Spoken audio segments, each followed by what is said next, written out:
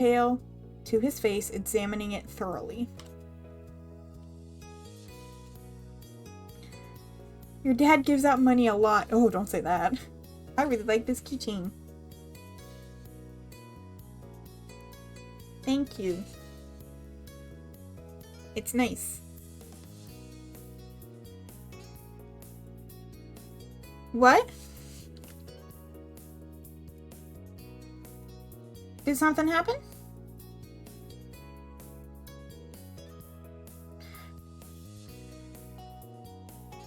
Oh, it did go down. I didn't even notice.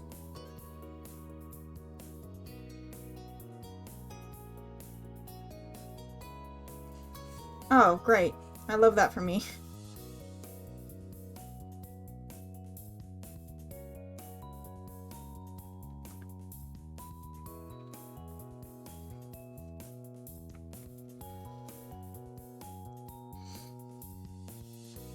Well, that's annoying.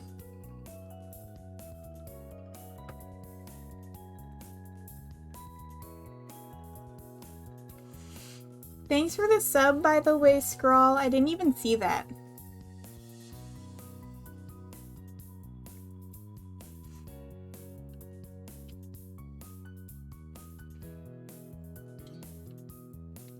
Oh, now you can use the panic emote anytime you want. He rested his non-cast arm over his stomach, and just as he did, yours let out a light growl.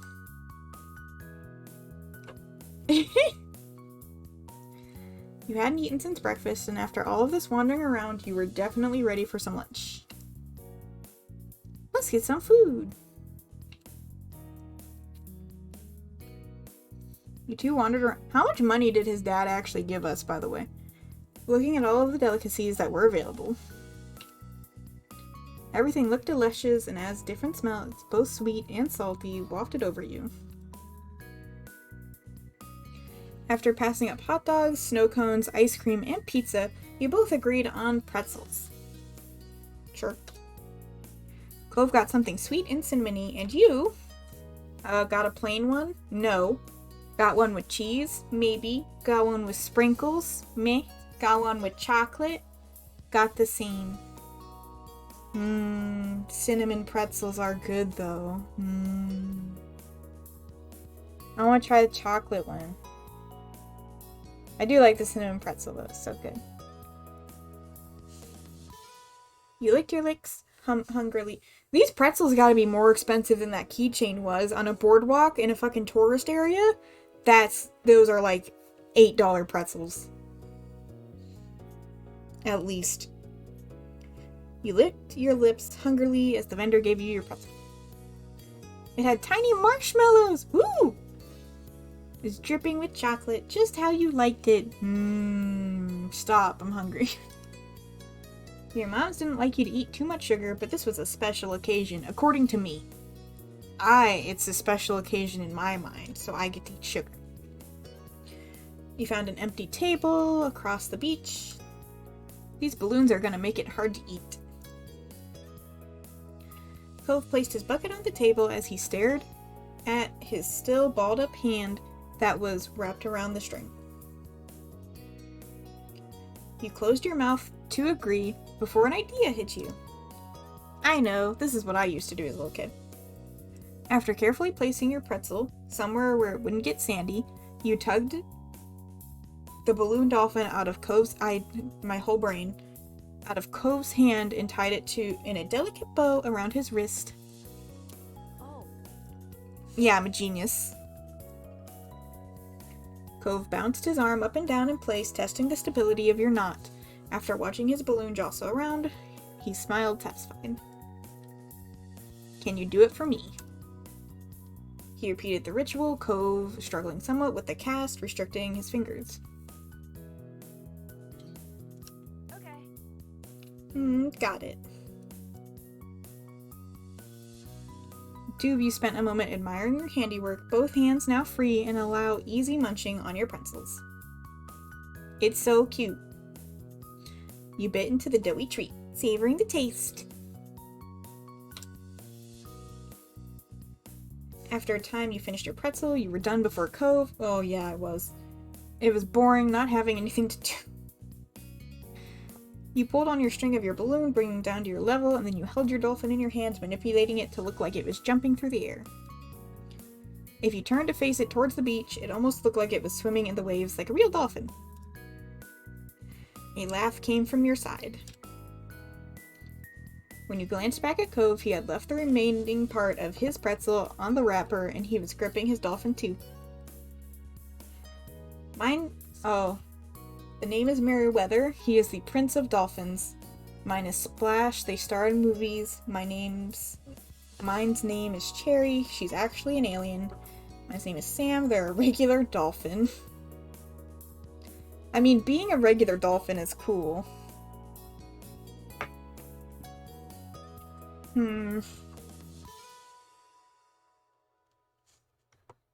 I like Sam, but this also kind of sounds cute. This sounds like something I would do, though.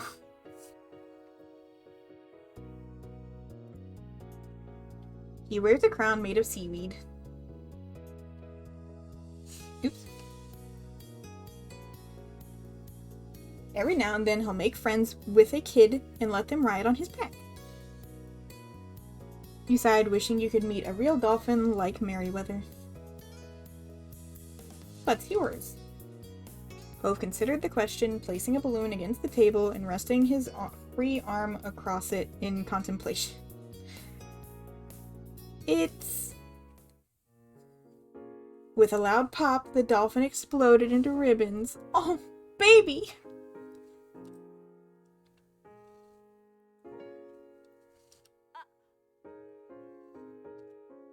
Oh no. Oh. For a second, all Cove did was gape in shock like you, and then his cheeks puffed up, squinting his eyes, and you saw tears start to glisten.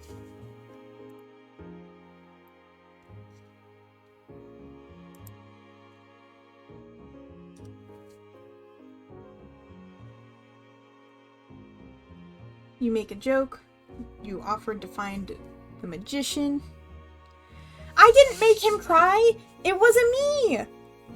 What? I didn't do anything! You offered to give Cove your balloon, you didn't say anything. He would be alright. I would do this. I would be like, here, have mine, please. You looked at Cove and then at your balloon bobbing gently in the air above you. His balloon popped. It's not my fault. You can have mine. That was better than letting him cry more. Cove sniffled, glancing at the balloon and then back at you. No, it's yours. I don't want to take it from you. Aww. Stop, it's cute.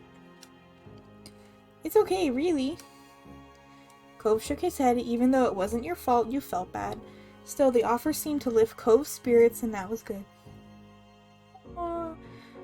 So that's different, because I think I picked that option last time, and I think all he said was that he just didn't want it, and then there was a dialogue that said, that's fine, you didn't really want to give it to him anyway.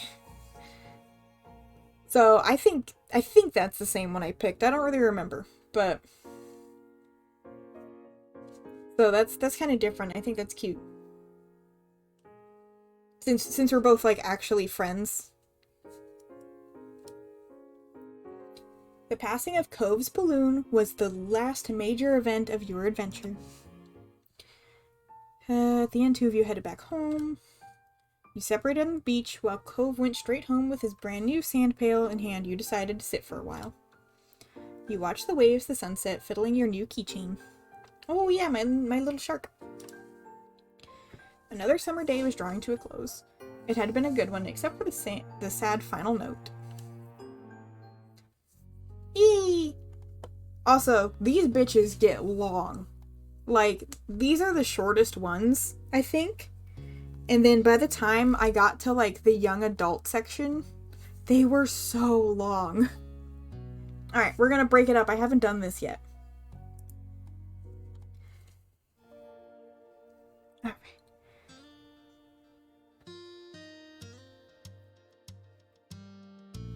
Every year, the Sunset Bird Memorial Library held a summer reading program. Oh! Your moms and Lizzie were big fans of it, Mom and Mommy, because it encouraged reading, and Lizzie because she could win prizes. That's fair. When it came to what you thought of having to read a bunch of books and then going to the library with a competitive Lizzie, I like the reading part. I don't really care about the going to the library with competitive Lizzie. I didn't care to... Loved those summer reading programs. I was actually really bad at reading in, like, first grade. Like, I had to go to summer school for it. And then it got to a point that, like, late elementary school-ish, I was put in, like, a special help program to get me into reading. And they created a monster when they did that, because I read all the time, and now I write all the time about stupid shit. Well, I'll say I liked it more than I didn't care or hated it, because I think I would enjoy the reading part of it. Each time it been one of the highlights of your summer. I don't know about that. Sure. Getting to hang out with Lizzie and Silo and learn new stuff was a lot of fun, even if Lizzie was super intense. Well, it went from, what was it? The first book series I really ended up writing was like above my level, but for the program we had to read like a book for an amount of time, and then you would trade out the book, read a new one. You always had to have a book you were reading.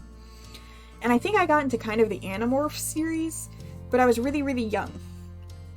And my library at my school didn't have them all. So I really couldn't read them in order, so I would just pick one, read it, pick a different one, it didn't matter. And then I also got into the series of Unfortunate Event books way later in life, like later than everybody else in my age group. And anyway, eventually it led to me looking for new stuff to read, and how I came across, fanfiction.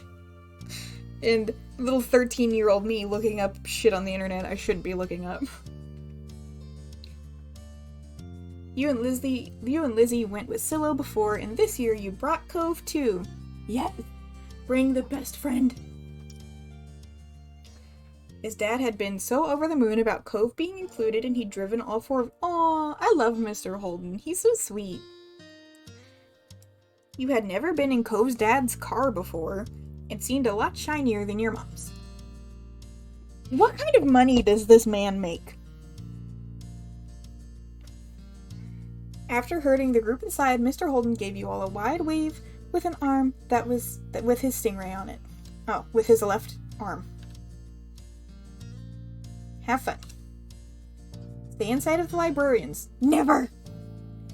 I wish I could watch you in action, but your poor dad has to finish up some work. What work? What do you do? I got it.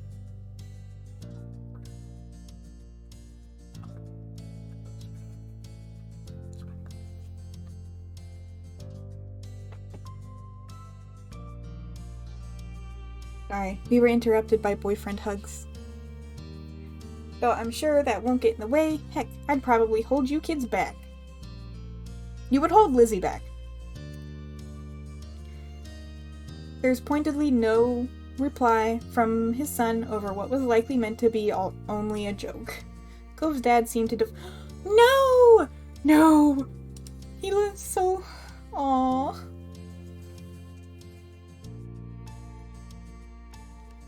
I'll swing around again when the shindig ends.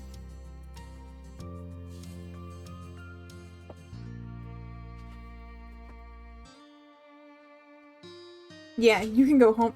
Cove, be nice to your hot dad. God. You don't need to throw me out the door. Your sister, already in full competition mode, cut him off. For once, Cove looked grateful she was there. Come on. We have to go find a table, Mr. Holden. You can talk to Cove after. When we win. Oh. No. No. It's okay. Can I be nice to him? Please give me a dialogue option to say thank you, Mr. Holden, or something. Say something nice to Dad. Okay. See you in about an hour. Have fun. Did I say that already? My advanced age is really catching up with me now. For the record, this man is only... Oh, he's 27. Roughly 27. I don't want to hear it from you. Bye. Yeah, I feel the pain. That hurts. But he's the same age as me. That means it's appropriate. He's younger than me.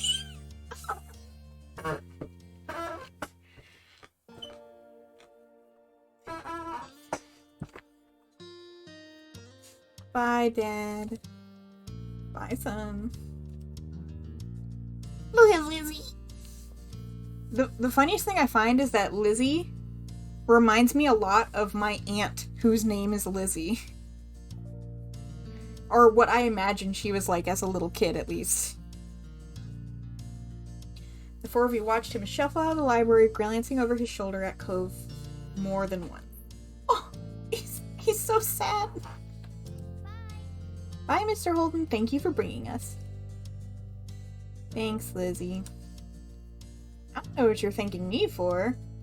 Are you copying Silo? Distracted, Cove was already glancing around the gigantic library. I want to go explore. Me too. What? I said I want to go look around and see what's in here. But the quiz starts soon. That's why we came. Wide at the first... Silo's eyes darted between Lizzie and Cove. Oh no, they're at it. Then you can do it without me, right? You don't need a bunch of people. Didn't your dad say to stay with the librarians? You shouldn't go somewhere by yourself. Cove leveled an unimpressed stare at the both of them, and then his eyes met yours. Yeah, let's get the fuck out of here. Ditch him. Why are you looking at her? Little is with... Oh no. Little can come if she... Fuck. I don't want to make choices. No! I don't want it. Cove's idea is more fun. I'll stick with Lizzie. I'd rather go exploring. The quiz sounds better. Go over to Cove, stay next to Lizzie. Oh, fuck. I love my sister, though, even though she's a little shit. I do think Cove's idea is better, though. I want to go exploring.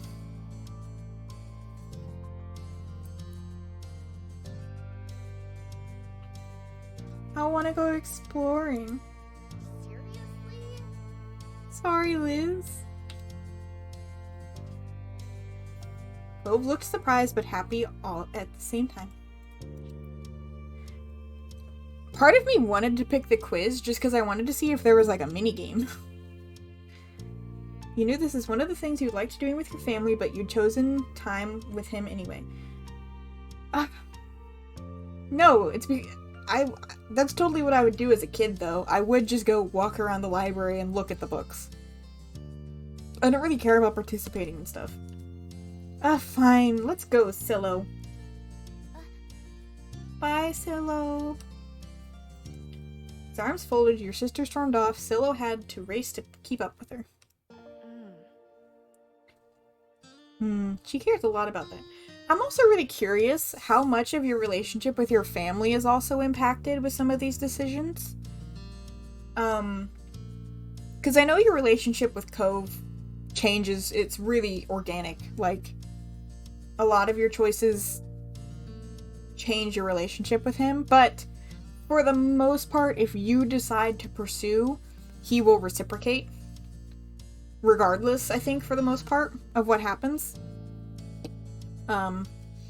But there's other situations where I'm wondering if you can have, like, a slightly worse relationship with your sister or with your moms towards the end of the game. I don't think it would be anything too wild. But I did have a pretty good relationship with them in my last playthrough, and I would like to still have a good relationship this playthrough, so we're always going to try to keep the peace around here. Which is what I did as a little kid. We're just playing me. We're playing like a little kid, a better little kid version of me. That's just how Lizzie is. I don't like... Oh, you don't like that she's intense and competitive. Since you've been here a lot before, we could play hide and seek. I thought we were looking at books. Hide and seek, not exploring. Yep, if I'm searching for you and you're searching for me, we really have to look at everything. No, that's not how that works. But okay. You weren't entirely sure how effective that would be, but couldn't say he was totally wrong. I can. I'll hide first. No! Decision made, Cove took off toward the back of the library. Okay. You already agreed to play with him instead, so you covered your face and waited for 10 seconds. He was nowhere to be seen. He glanced over toward where he went. Cove hadn't had much time to hide, but he was already invisible. The place you decided to check was next to a Peter Pan poster, behind the fairy tale display, behind the solar system model.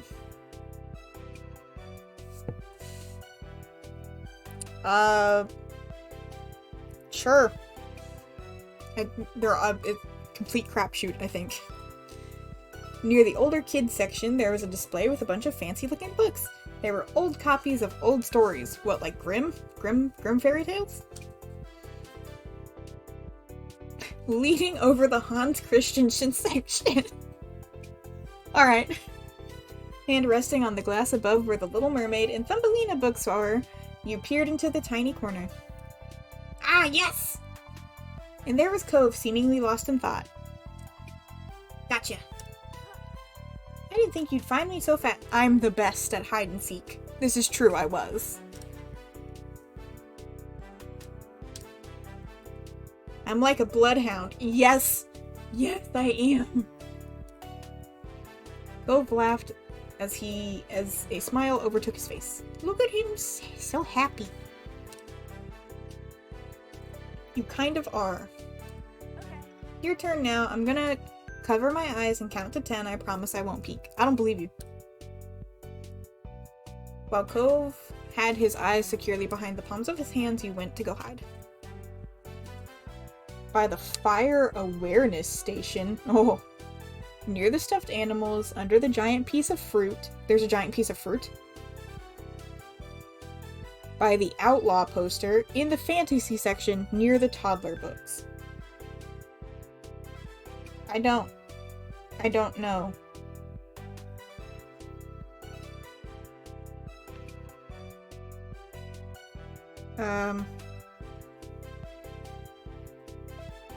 Sure. There was a place near the toddler's books that was lots of stuffed animals for kids to play with. Fruit? Oh, yeah, we could have found out what the giant fruit was. Oops.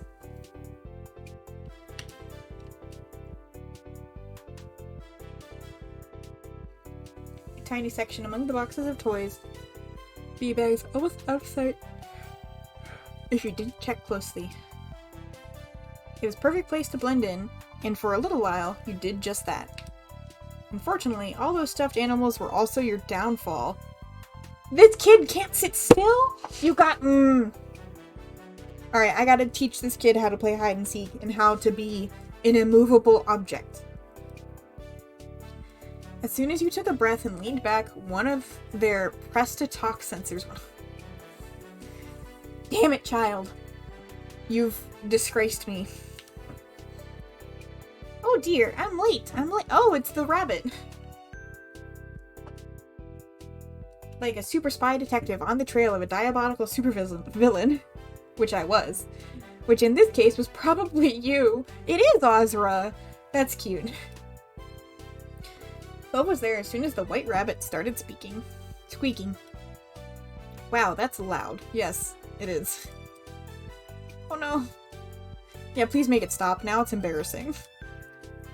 Clearly entertained by your dramatic pretend faint. Cove laughed. That's silly. Thanks, I know. Oh, okay. You were going to a spot far away from the rabbit and gestured to the rest of the library. Alright. It's my turn again. Start counting so I can go pick a spot. Cove darted off before you even had a chance to fully close your eyes. one Mississippi. When the time was up, he was long gone. A lot of good places to hide, you figured he was. The old Christmas stuff next to the Kid Detective poster behind the Willy Wonka statues.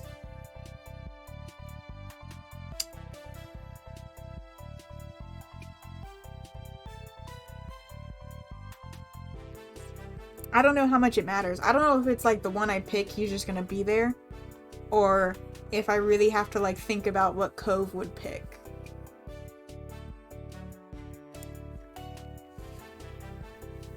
You figured he was probably near the poster with a gigantic image of a smirking kid detective. Cove could have hidden in an itty-bitty little reading area next to it. Glancing past the poster itself briefly, your brain registered the words, "Oh my god, Junie B. Jones! Holy shit!"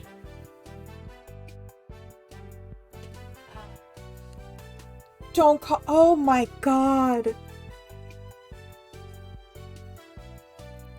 Bruh. I haven't heard that name. I haven't heard that name in a long time. Holy shit. I paused to stare at it for a second, having an existential crisis. Why would I call her Beatrice if her name is Junie?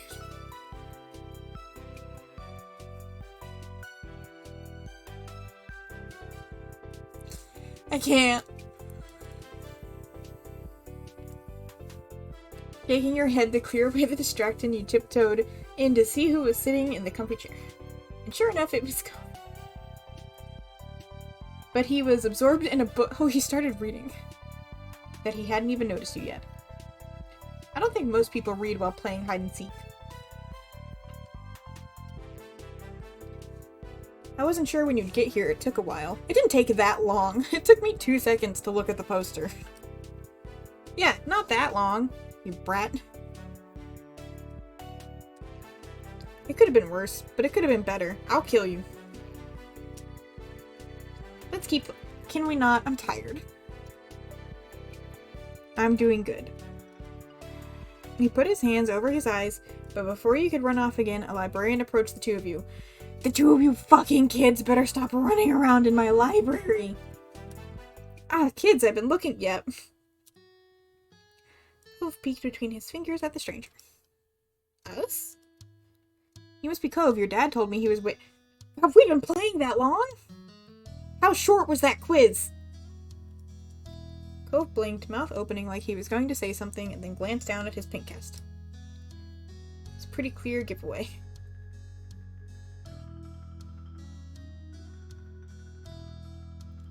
What?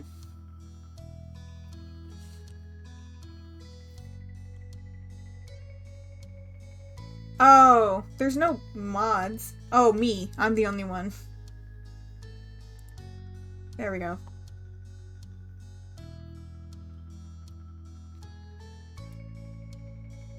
It's 'cause you said, I'll kill you. Twitch doesn't like it.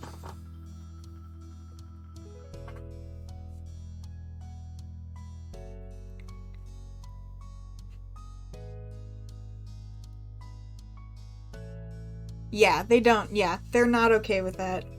That's fair. It's whatever. I know you were. I'm sorry. I didn't mean to get you in trouble with my auto mods.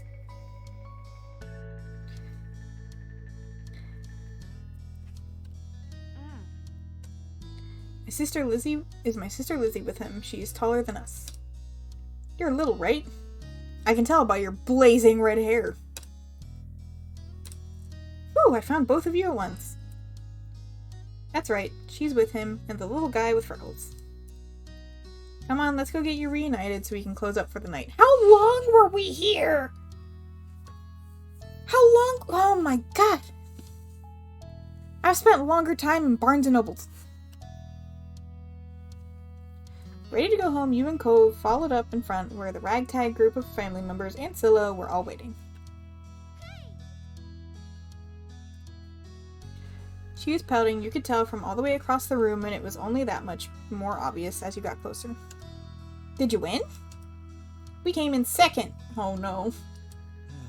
Hey gang, I thought you have been with him the whole time. I am in trouble. We're mischievous here.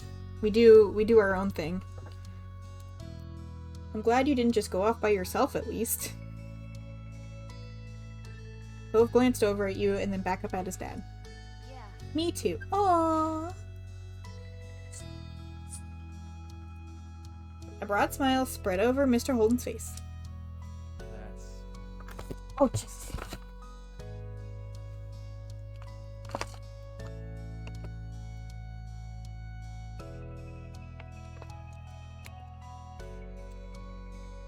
Sorry, food delivery. Give me just a second.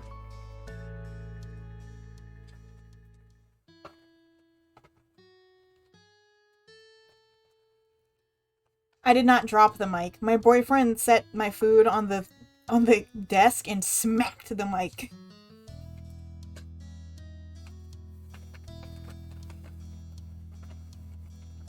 Food.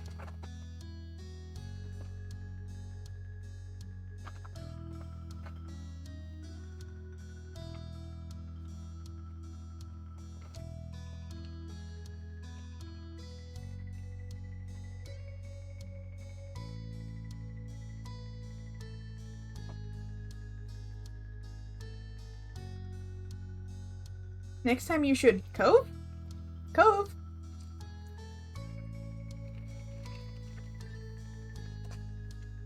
Oh, he's gone.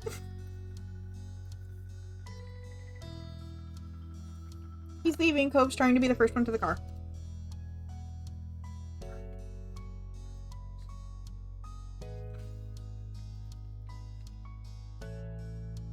There was nothing else for you. I'm wondering if you stay and do the quiz, if he decides to stay with you or if he just disappears for that section. So Lizzie had been... Alright, I'm gonna put this on autoplay so I can use my hands. I'll still try and read pieces of it, but for the most part I'm just gonna let it go. You could tell by her crossed arms and occasional pout that she still had not forgiven your betrayal. Sorry, sis. Also, this is my favorite soundtrack in the game. It's adorable. It's a cute little soundtrack. Cove had sighed when he had to sit in the middle after Lizzie shot past him at the last second, but he cheered up, blah, blah, blah. Sitting next to him. Did you say you came in second place? That's some good going. Cat, no. No, it's not. Lizzie's competitive. Another glare at you over your shoulder. You wouldn't have won. Sure. Striving to improve is good too. I was winning in our game. No, you weren't! Hardly. I was about to beat you. Yeah, bitch. Hide and seek with just you two? That doesn't even count as winning. Why not? It's not special. There's no judges or prizes. You eyed the seat. As she fought so hard to win, it wasn't much for a prize either. Dad. See, Cove's dad's eyes were in the rearview mirror, suddenly attentive at his son's call. Aww. We need a prize. Oh, as a matter of fact. Mr. Holden focused intently on the road ahead as though the suitable reward to please Cove might appear before him. Right. The big thing on the flyer for this was the chance to get free pizza. Coupon, wasn't it? How do we call takeout this place and you can have pizza at home for dinner? Hey, pizza! Lizzie huffed, pulling her arms closer to her chest. Right, now only Cove gets anything. Oh my god. Hey there, I asked all your moms that they'll be alright for kids to have some. Thanks, Cove's dad.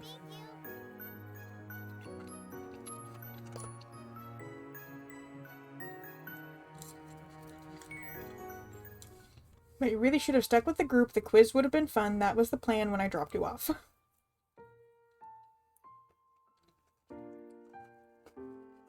We stayed together and didn't leave the library.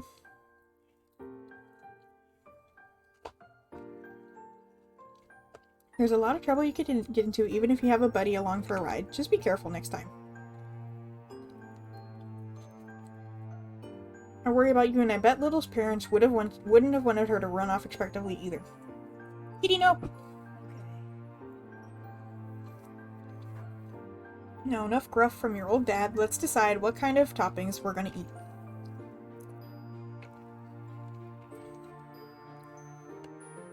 Do I get to pick? Conversation continued and debates on what is pizza. I want to pick! Mr. Holden wanted anchovies. The other 3 kids in the car had to band together to explain how gross they were. The way Cove's dad laughed up in the front seat made you wonder if he was doing it on purpose. He sent them to a tourist-infested boardwalk by themselves, and he's afraid they will get lost in the Look. You had a fun day already, but closing it out with the promise of free pizza after all is more time and hang out with Cove made it even sweeter.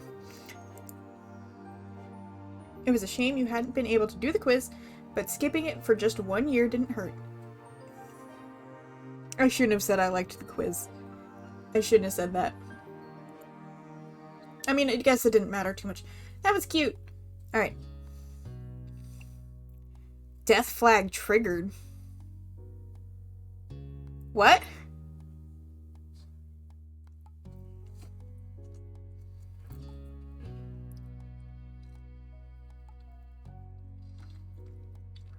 Alright, we're just gonna zigzag through this.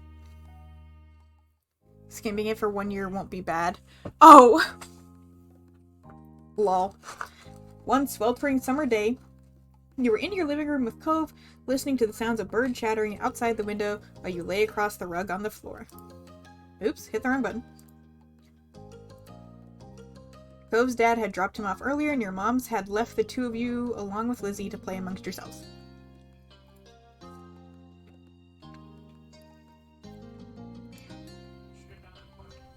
It had been too hot to go outside in the afternoon, at least according to Mommy.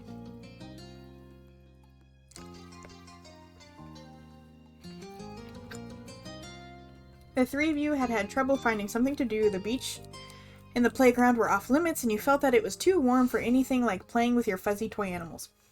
Do we not have air conditioning? Then suddenly, a light came to Lizzie's big brown eyes, and her smile spread across her face.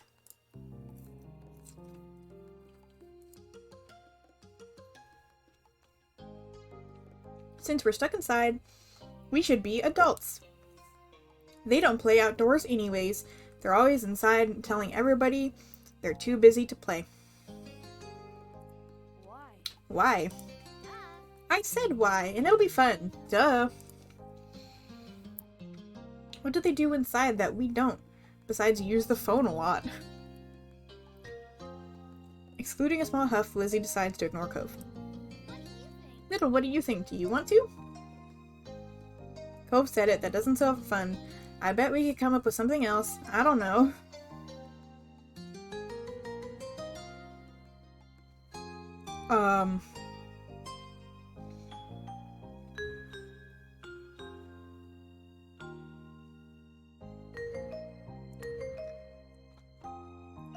When have I ever had I don't know. Whenever we play with you.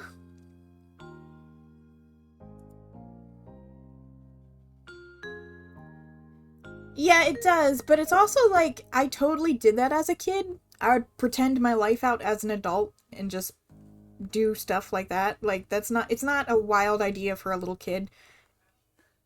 But usually you make up stories with it, which, I mean, she will likely do, but...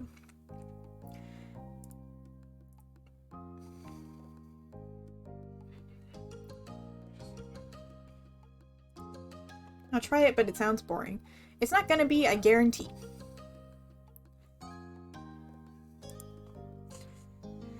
Lizzie seemed more determined than ever, and you could only sigh.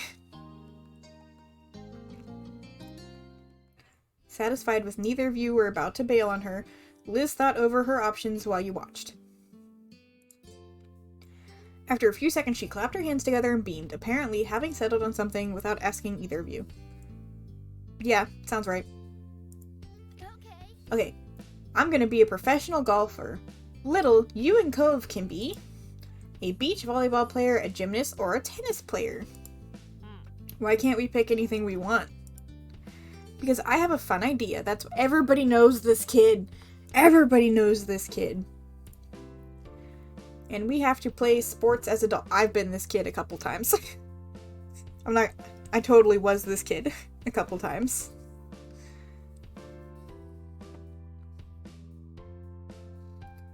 We put all of this fake food toys we had into a refrigerator.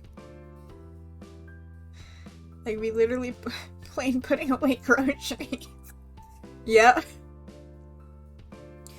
And we have to play sports as adults? Yep.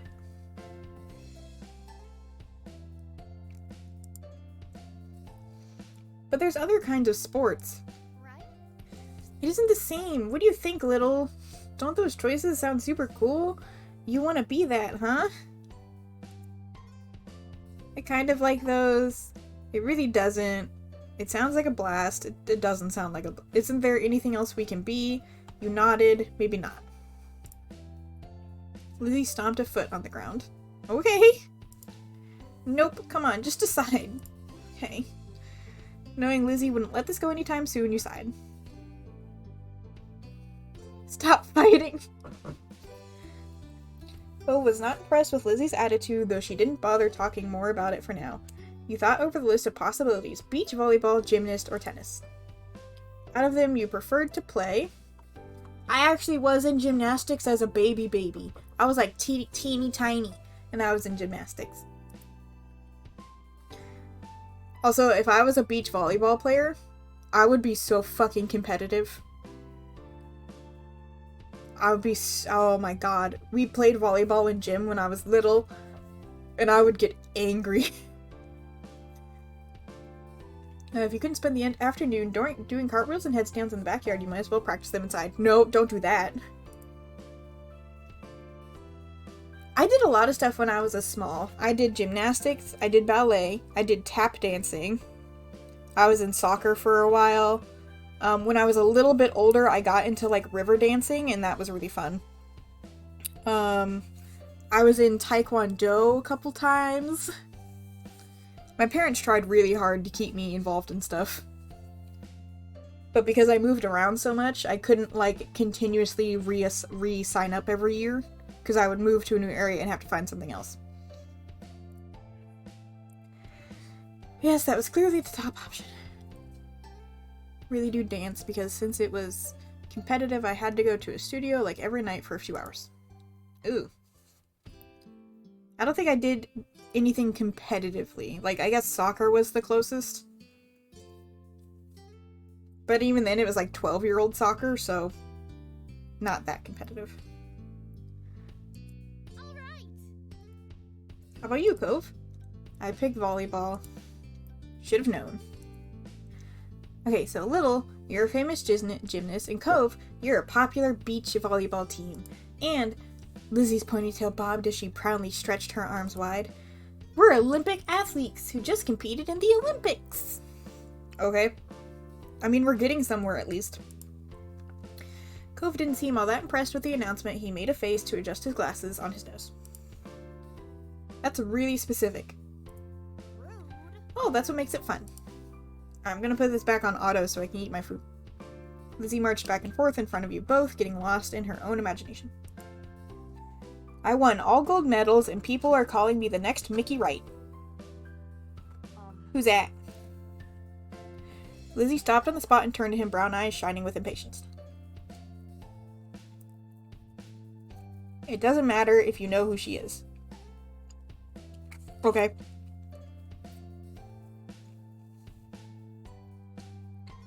Your team was bronze, and Little, you barely missed out on gold and got silver.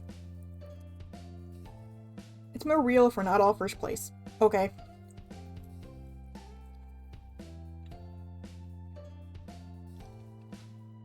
I can do better than silver.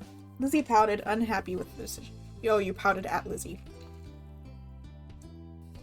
Sorry. A lot of people lose in the Olympics. Them's the breaks.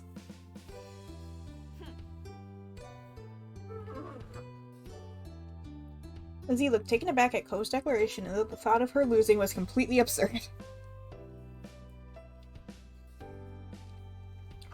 No way, it couldn't make sense. I'm already practicing my golf game.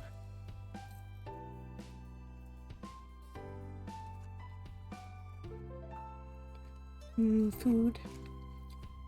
So what kind of house do you want to live in?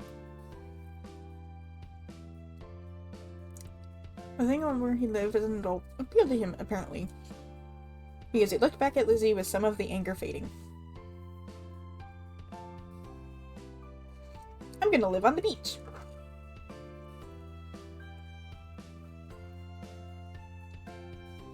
Kinda boring, we already have that. No, a lot like a normal house. Right on the sand. Sure.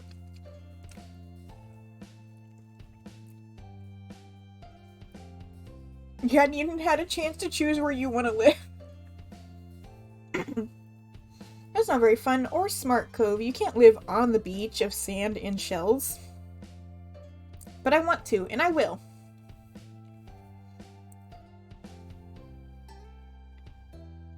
Uh-oh. You didn't give out a list of things to pick from this time. Why are you even playing pretend if we can't imagine anything? Geez, well, I'm gonna live in a mansion far away from here and far away from you! One with an indoor pool and a place to practice my award-winning golfing. It's not fair.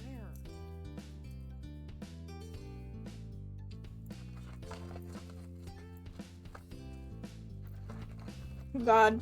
Ladies, you're both beautiful, please. It's not impossible, it's better than yours. Disagreements always seem to crop up when the two of them were together.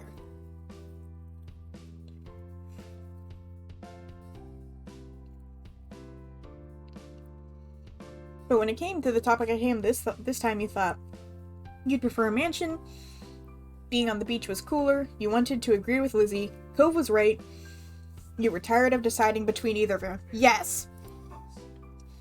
You didn't engage with their bickering and instead dreamt up your own dream house. Fuck 'em. And you weren't going to share your idea with them either. Yeah, I'm too good for them. You knew it was a good one. You can swim whether you want, whenever you want when you live on the beach. We still swim anytime we want where we live now.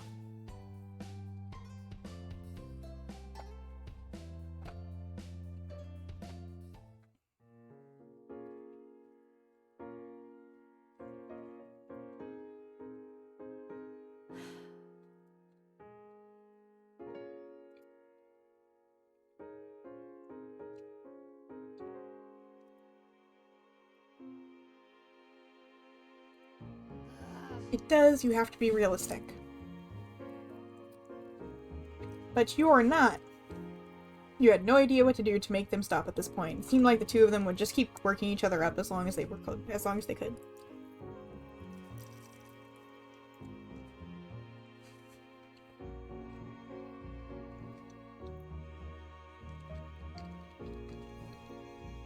Like a greeting card angel.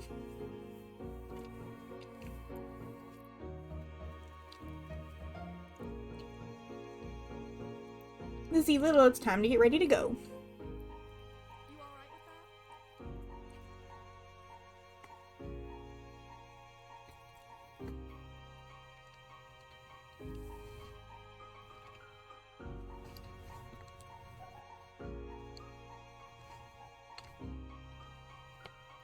You alright with Bye. It wasn't you he was mad at. Without giving Mom a chance to stop him, Cope stood up and stalked out of the room, shoulders drawn tight. Hold on.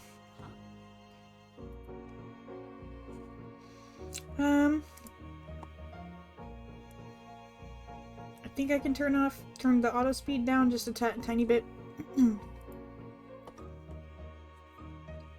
Mom turned to look down at you and Liz. You two were playing nice with your new friend, weren't you?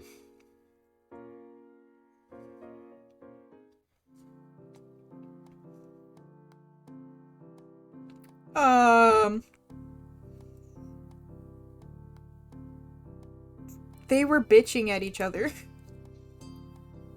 And things got intense. They were like cats and dogs. Rat her out, be a snitch! Looking betrayed, as Mom put both hands on her hips. Elizabeth!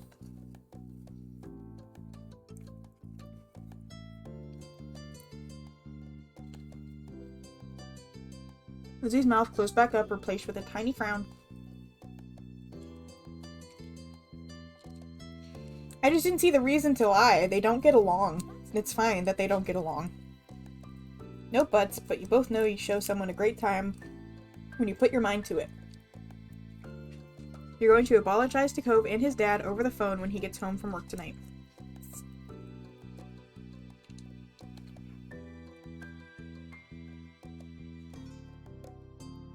Hold on, I have to go grab a cat. Hey.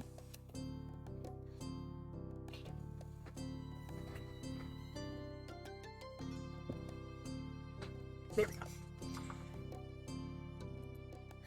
go. Okay, Mom.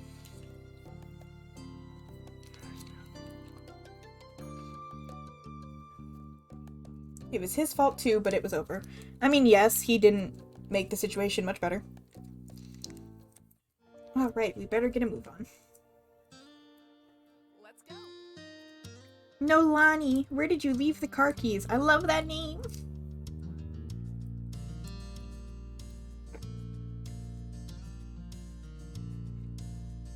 Mom hustled you all out the door and noticed during the car ride, golf cart Lizzie was quieter than usual. She was usually the first one to request which music to listen to in the car, but she didn't say a thing. Your parents noticed she wasn't in the mood to be bothered.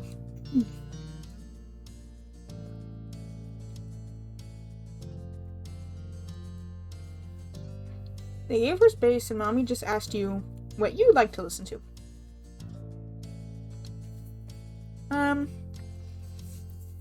You picked your favorite song.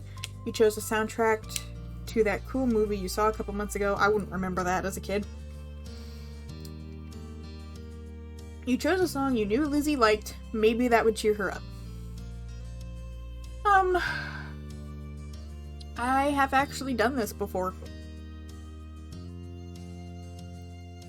Like, I've had situations where, like, basically this happened, where somebody was grumpy, so I tried to, like, do little things to make them feel better, with varying degrees of success. You're happy to see it brighten her mood up right away, and she started singing along with you. Yay!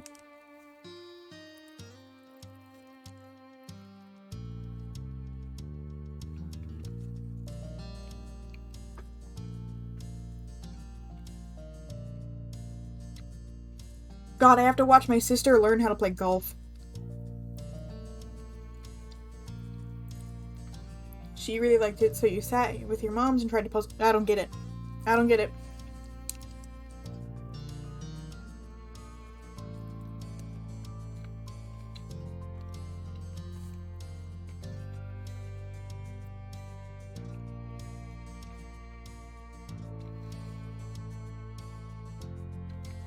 Golf sucks.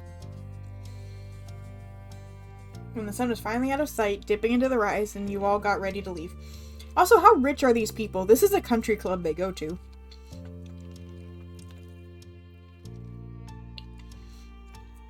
You went to a restaurant you had all been going to ever since you could remember.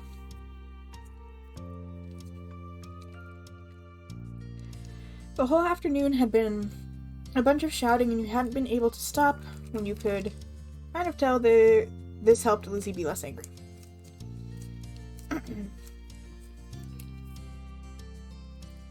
The car ride home was quiet, with only the radio providing escape from the silence. Lizzie had been in better spirits now, but the closer you got to your neighborhood, the more she wiggled in her seat and frowned out the window.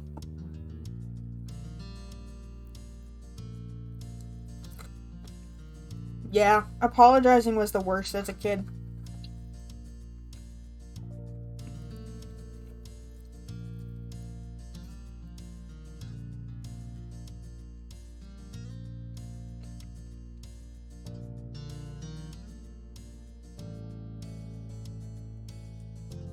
No one spoke, only unbuckled their seatbelts.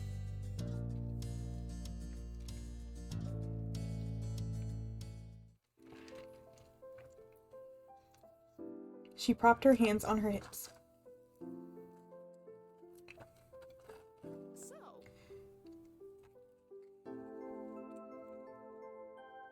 Where does he work? What's his job?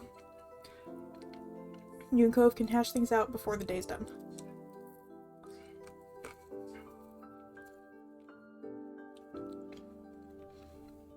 Her head ducked so she didn't have to meet anyone's eyes. Yeah.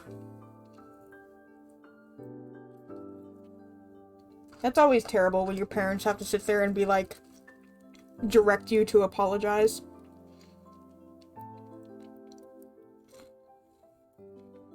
Mommy put a gentle hand on Lizzie's shoulder as they walked side by side. This was only happening because you told on Lizzie. Okay.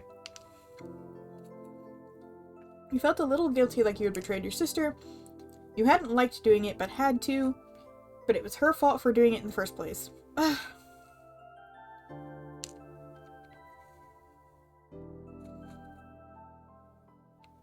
Like, I feel a little bad, but she did do it.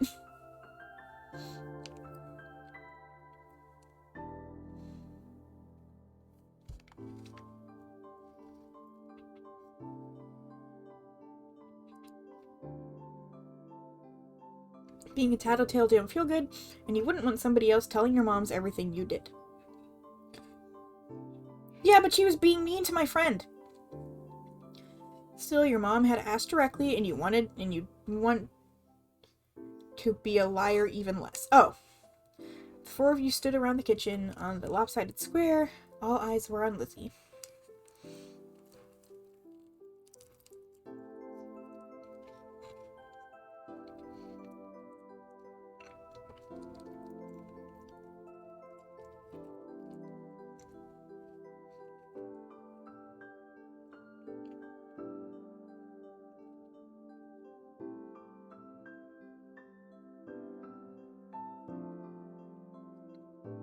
Oh, haven't you seen Mommy yet? Mommy's beautiful.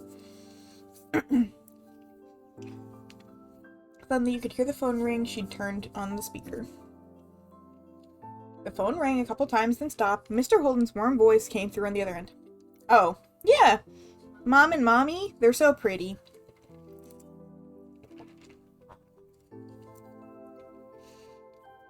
Lizzie looked over at Mommy, unsure, and she nodded encouragingly. Hi, Mr. Holden. Absolutely. But of course, you can say hey to the boy.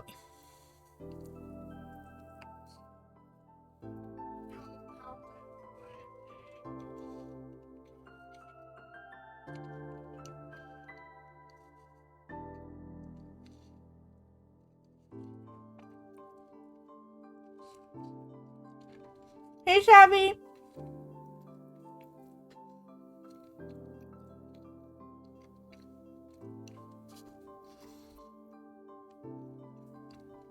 Sorry, I'm eating. Hi, Cliff. Nolani, Little, and I are here too.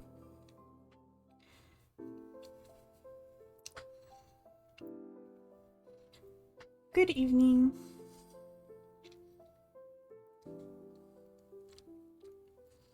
She looks a little bit like me, but we don't look exactly the same.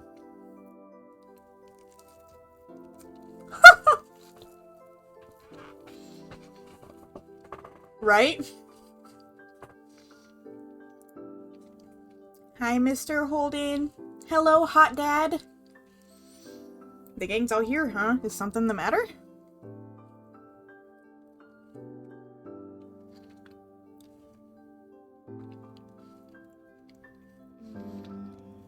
No, well, yes, but it's going to be okay.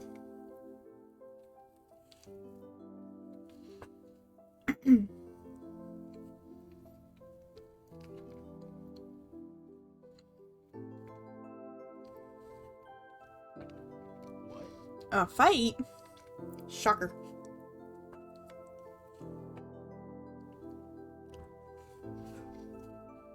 It does explain the funk he's been in.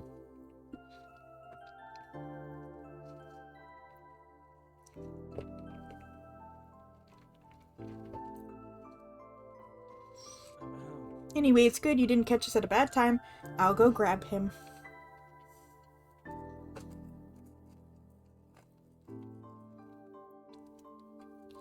He must not have gone far because you could still hear him calling out.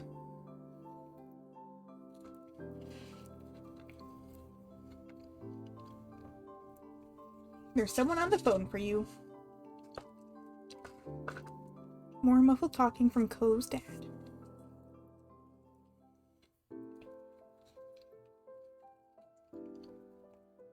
Lizzie called just so she could talk to you. Are you sure? Little's on the other end listening too. Don't you want to say hi? Oh, don't blackmail him like that.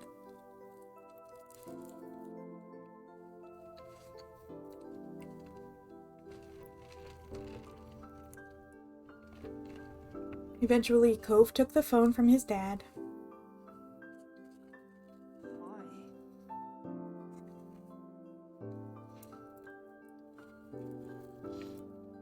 She looks like my sister, but with brown eyes. It's so cute. Lizzie turned to Mom, scowling. One stern look from her, though, and Lizzie turned away. Sorry. I won't do it again.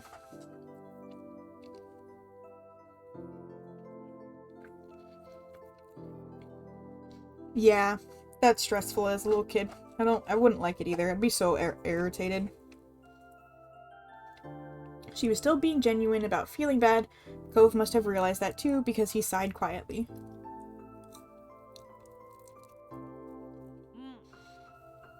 Me and Little should get gold too. That's right, Lizzie had kept denying you two what you deserved. Oh. That's a fun dialogue change. I don't remember exactly what I had said before, or if this is a reaction of, like, my relationship being different with him this time around. But the last time I did this, he said, "I want gold." And that's all he said, and then you were like, oh, you didn't realize that having the gold trophy had meant so much to him. But this time he included both of you. Lizzie was momentarily stunned silent by the demand. She probably forgot that had even happened already. Alright, we all win the gold. Okay. I guess I'm sorry too. A sense of relief washed over everyone at acceptance of the apology. Mom uncrossed her arms while Mommy's shoulders relaxed. Lizzie's eyebrows raised up. You wondered if she thought that he'd refused her apology.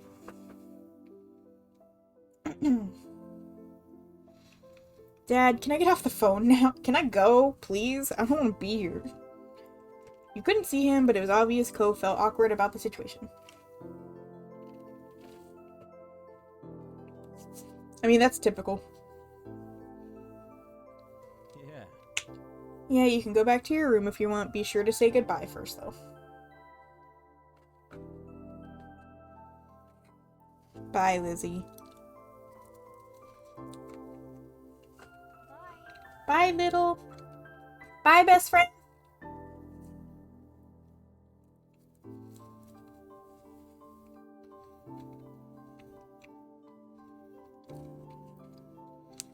Oh yeah, super awkward.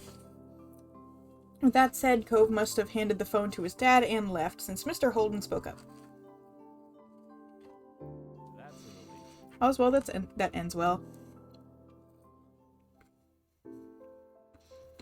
Thanks for arranging this. I'm sure he appreciates it.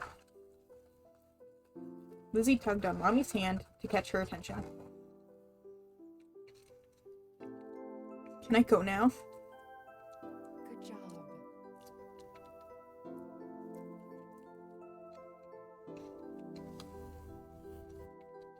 Mom flashed a brief smile at Lizzie and nodded her. Sure.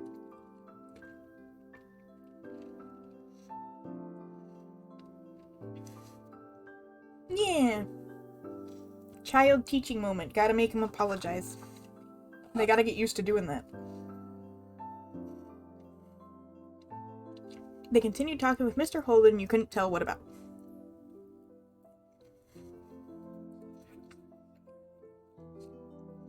You were glad that was the end of it all. Lizzie and Cove might not get along, and probably still won't, but they weren't mad at each other anymore. Mom and Mommy weren't upset either.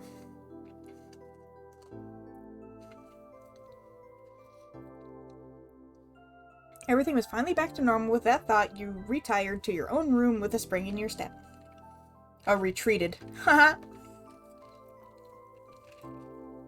Yay! God, these ones are so much faster than the other ones. I remember I got through, like, this section in one night, and then it took me forever to get past the next two.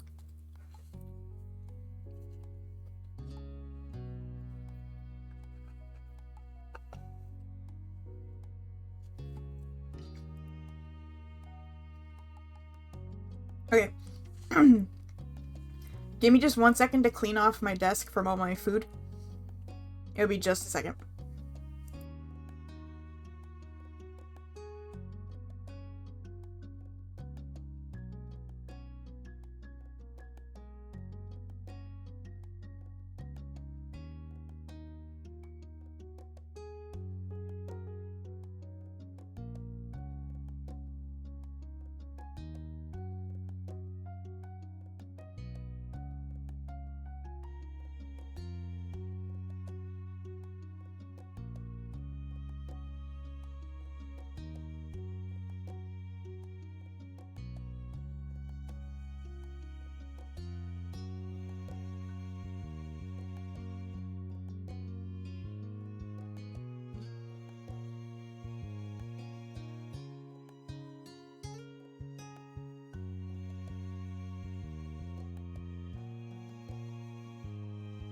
And we're back.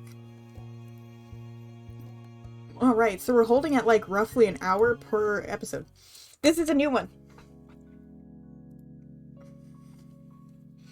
I haven't done this one yet. The night was incredibly still. You really couldn't ignore how silent it was. It was almost eerie. You could even hear Lizzie snoring in the next room over.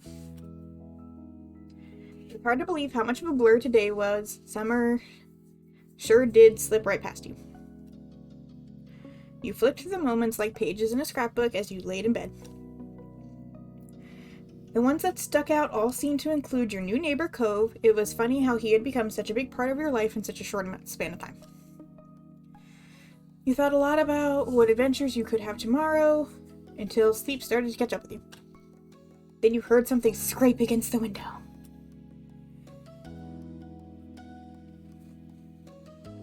Okay. Oh, the soundtrack for this game is so cute.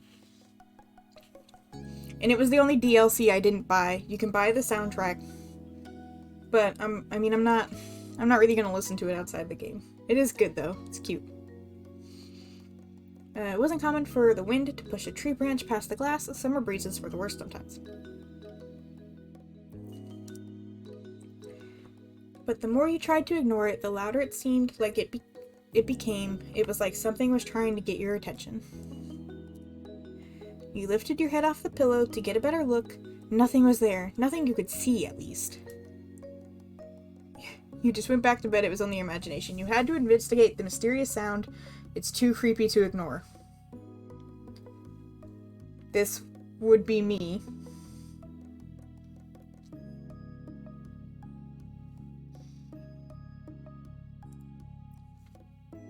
You tried again to close your eyes and go to sleep. But the unknown scratching sounds didn't stop and left your heart pounding. Oh god.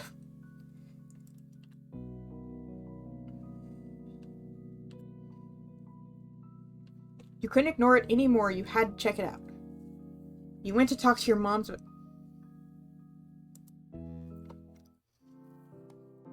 Practically jumped out of bed and crept down the stairs to go outside. Your moms were still awake. They stayed up so late, it seemed.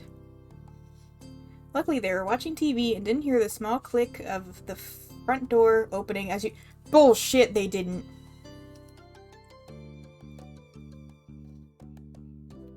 You looked around the neighborhood for a few seconds, checking over each individual house.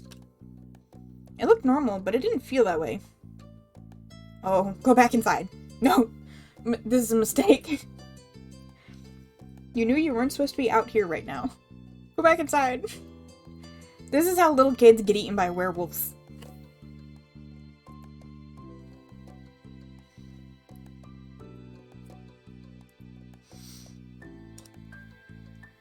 It was exhilarating. It made you regret your decision. Without the protective seal of your mom's approval, you felt very vulnerable. There must be a reason you were allowed out in the day and not at night. Not knowing precisely what that reason was made you feel even more afraid. The ease with which you had slipped out only served to make you feel worse. Your moms didn't need to be vigilant because they had trusted you not to do exactly what you were doing. Oh no. Little. Oh my god, he has a little sweater. Oh. You twitched at the sudden call, immediately calming down upon seeing Cove walking up to you. It was strange and yet also completely normal to have him appear like this right now. Thank God. What are you doing? I saw you standing around in the middle of the street from my window. You weren't sleeping either? Why not? Cove turned his lips up to a smile, almost as if he were amused by the question. Because that's sus. Did you hear the weird noise? You should be in bed. Because of what? I'm glad you're here. This one is good. This one is good. This one's pretty good too. I don't care if he's in bed. I am also an 8-year-old. I don't give a shit. Because what? Because I was... Oh my god. His tone was irritated now. That wasn't really fair since he hadn't given you a proper answer the first time. Or the second, for that matter.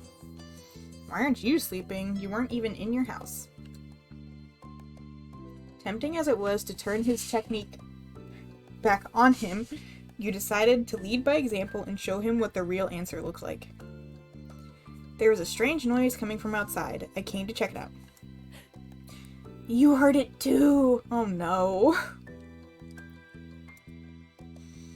Cove hesitated for a moment, looking down the street before his aquamarine eyes fell on you again. Did it scare you? A little. Feel better that you're here. Yeah, I'm big and strong with my 5-foot ass. Well, what would I be at this point? Probably like 4 foot something. Maybe a little bit shorter. Delicately smiled at that. Cove even chuckled a bit. It was nice that you both felt the same way about things. I was kind of wondering if it was the wind, but what if it's not? What if it's a person? What if it's something that's not a person? Kids. The unsettling noise suddenly rushed through the air. Cove and you flinched. It sounds even worse than before.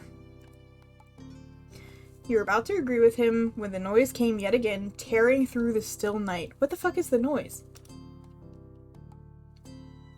Like, I thought it was like a scratching on the window, like a branch. The two of you rapidly look around, trying to find the source, but to no avail. There was no sign of an answer to this puzzle you thought of. It could be anything. It had to be a ghost. There's gotta be a regular reason for it. How logical am I? I'm 8. I don't remember what I believed when I was 8.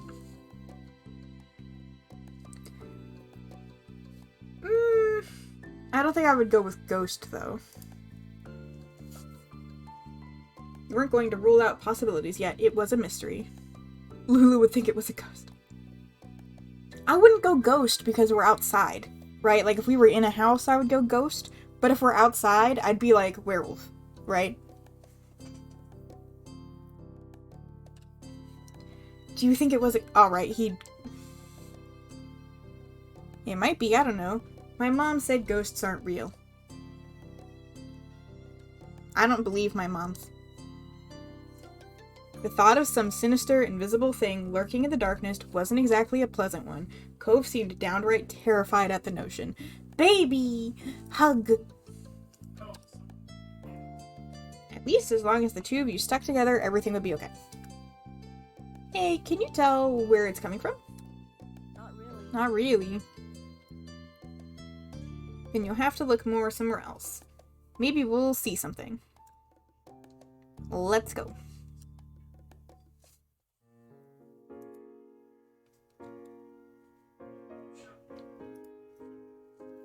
You cluster together as you walk the familiar streets of your neighborhood, drawing strength from each other's presence. Shadows cut corners and angles where you didn't expect them, distorting the features you saw every day. The noise came again, shrill and hard, and set your teeth on edge the way it ground its way through you. Cove's throat bobbed. His eyes glistened in the dim light. You stayed frozen on the spot. You took a breath to calm yourself. You comforted him. You offered your hand. You focused. Hold hands. You really wanted to be there for him and wanted to show that. Your hand was left up for him to take. Oh. Clove's mouth opened wordlessly. There was a pause, but ultimately he accepted the offer. Yes! Beauties! His hand was really sweaty, but it didn't bother you. No, mine probably is too.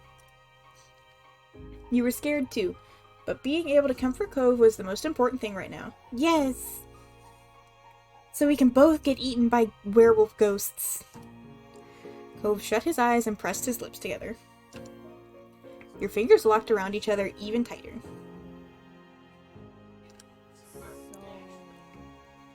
Where did you... I miss being like a little kid with friends.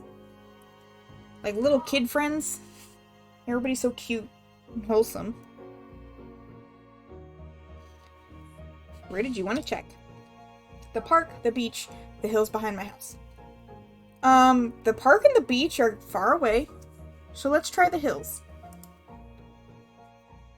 You and Cove ascended the hill, lit only by the stars in the night sky. When Poe was wholesome. Never. I don't believe you. The wind rippled through the grass and ruffled your hair. Without the sun's light to translate what you were seeing, every bush in the distance looked creepy figure or towering monster. Yeah, sounds right. The noise was just as loud here as it was in your neighborhood, with just a little indication behind the... Is there like somebody playing music on the beach or something? I feel like that wouldn't be a scratching noise. I'm so confused. But you kept going forward. You ran away. You snuck back to your neighborhood. We're in this together. You couldn't stop when you had already gone so far. You had to find out what was going on. The top of the hill was an excellent vantage point to survey the town from. Everything appeared normal. There was no out-of-the-place sight pinpointing the answer to this mystery. Without visible markers to guide your way, you supposed it was up to you and Cove to deduce the source of the sound.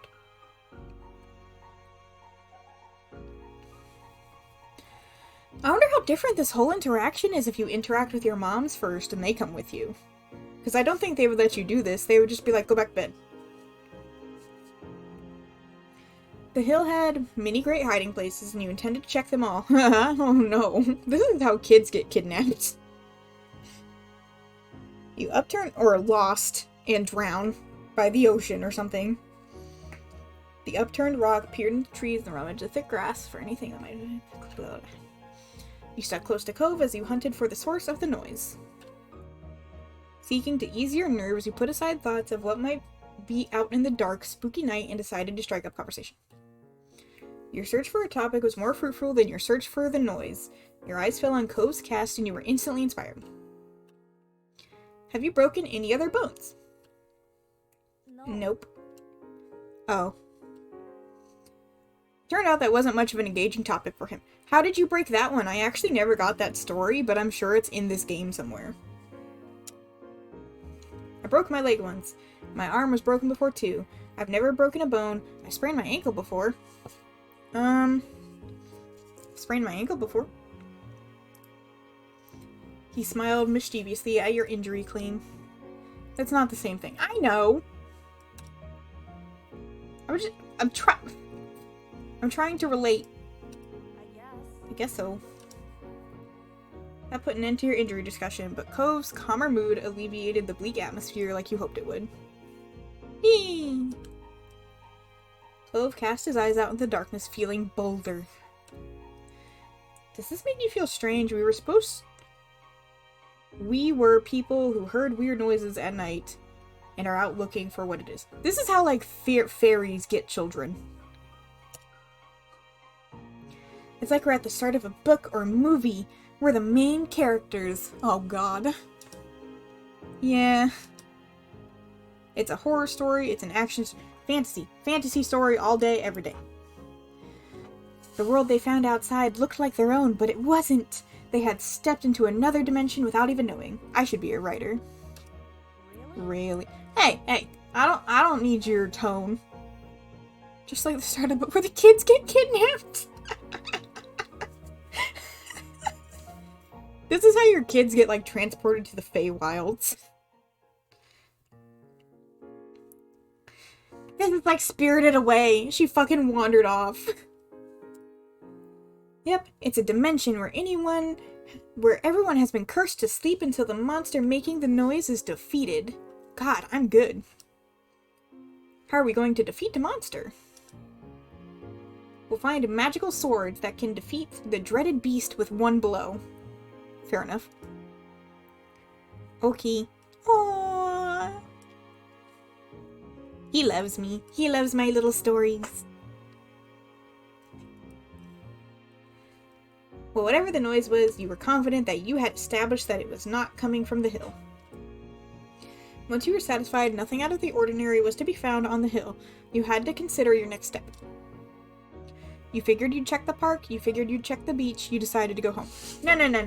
Now I'm determined. Now I'm a stupid kid and we're gonna figure out what the fuck this is. The beach is nebulous, so let's go to the park. The private playground was as empty as ever, and you could just about hear the mysterious sound. Oh, if you were quiet, but it had simmered down to a whisper. Okay. So it's further away when we're by the park. Cove was practically shaking when he realized it had progressed far enough to reach there.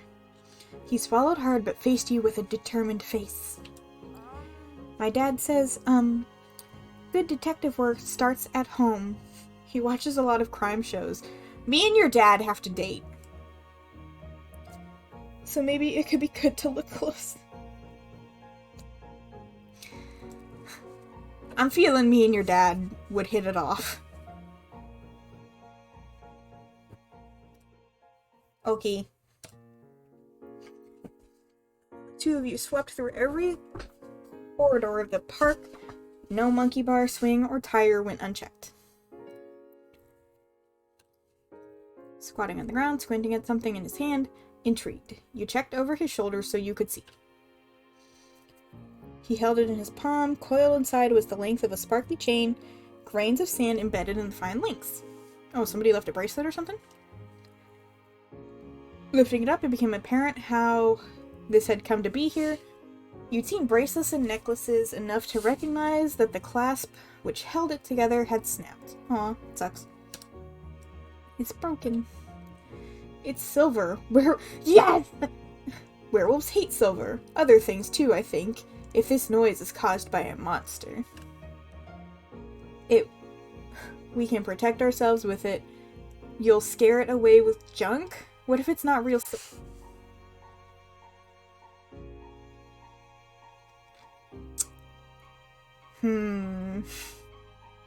Because that's exactly what I thought. We don't know that it's real silver.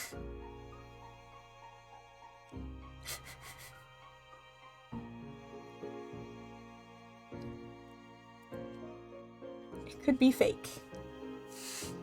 Yeah, the game thinks... me and the game have the same brain, man. It's werewolf. Oh, He looked down at the chain and shrugged. Better than nothing. Maybe werewolves can't tell either.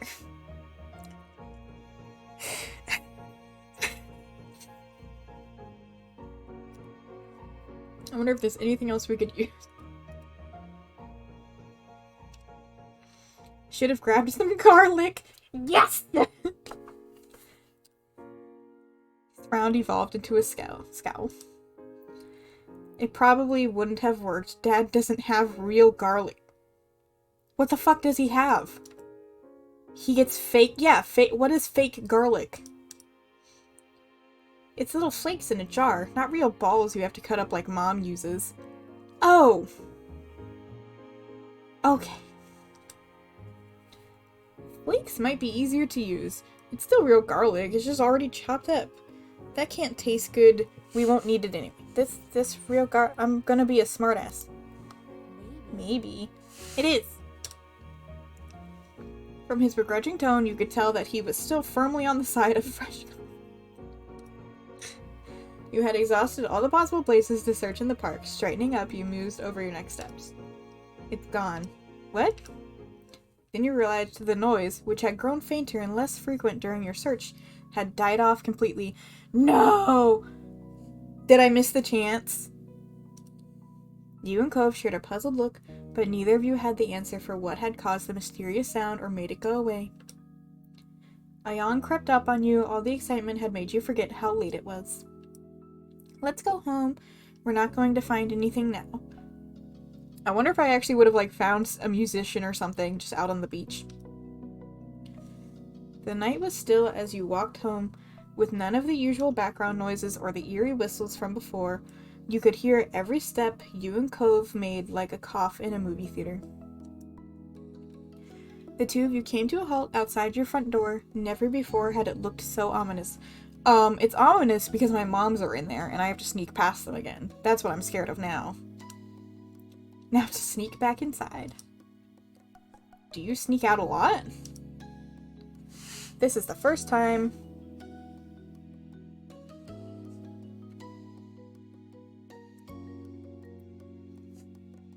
Yeah, I've never tried it till now. Thought so. How did you know? Because you suck at it, obviously. I hadn't seen you out of my window this late before. That was fair. Though it could have been possible you were just so good at sneaking that it was the first time he had caught you. I wonder if you, wake the moms and they come out here and they're like, oh, it'll be like a nighttime adventure, we'll go check. And you go down to the beach and you just find it immediately or something. Are you worried about getting caught? No. Cove is a rogue build, high dexterity, high stealth. He was so forthright you believed him completely. Can you sneak me back into my house?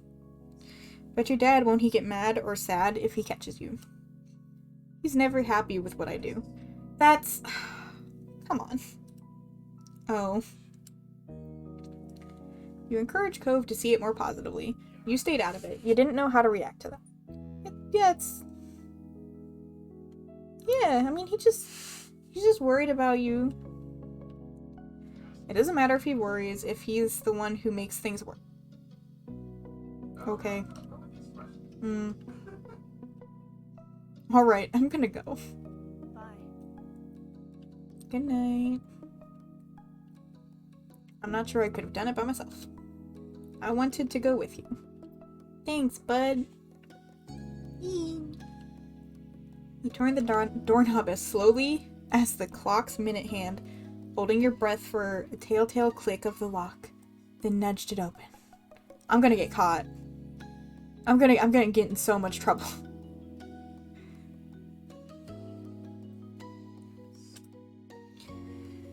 When all that happened was the door opening, rather than the blaring alarms that you feared, you melted with relief.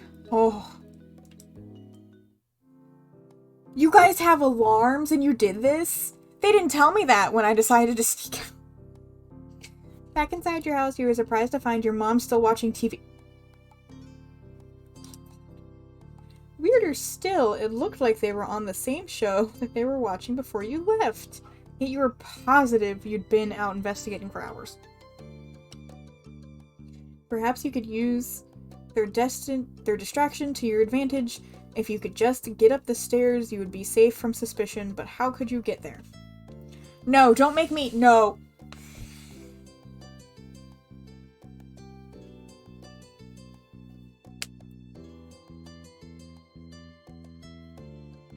Well, of course I'm at least gonna try, right?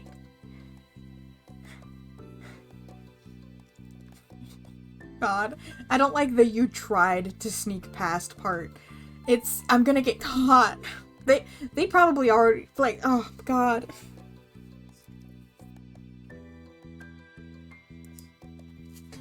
You hugged the wall as you creeped delicately around the perimeter of the room. It was a valiant effort, and any spy would have been proud of. Right up until the moment you tripped. Oh. You fucking amateur!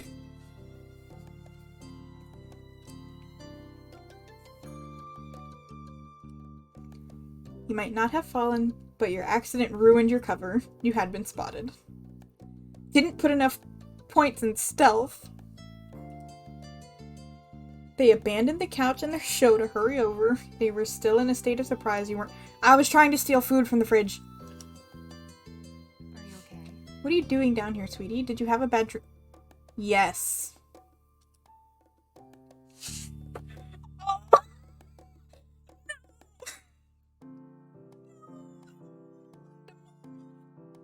Don't want to lie to my moms. But I don't want to tell them I'm walking around the neighborhood at night.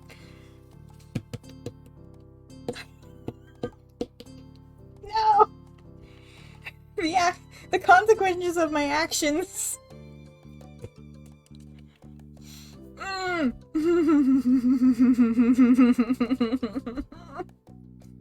Oh my god. It's causing like actual anxiety. I'm getting hot.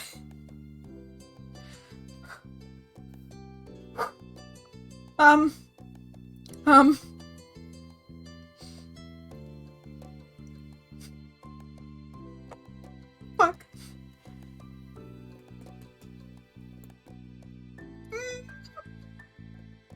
Say nothing.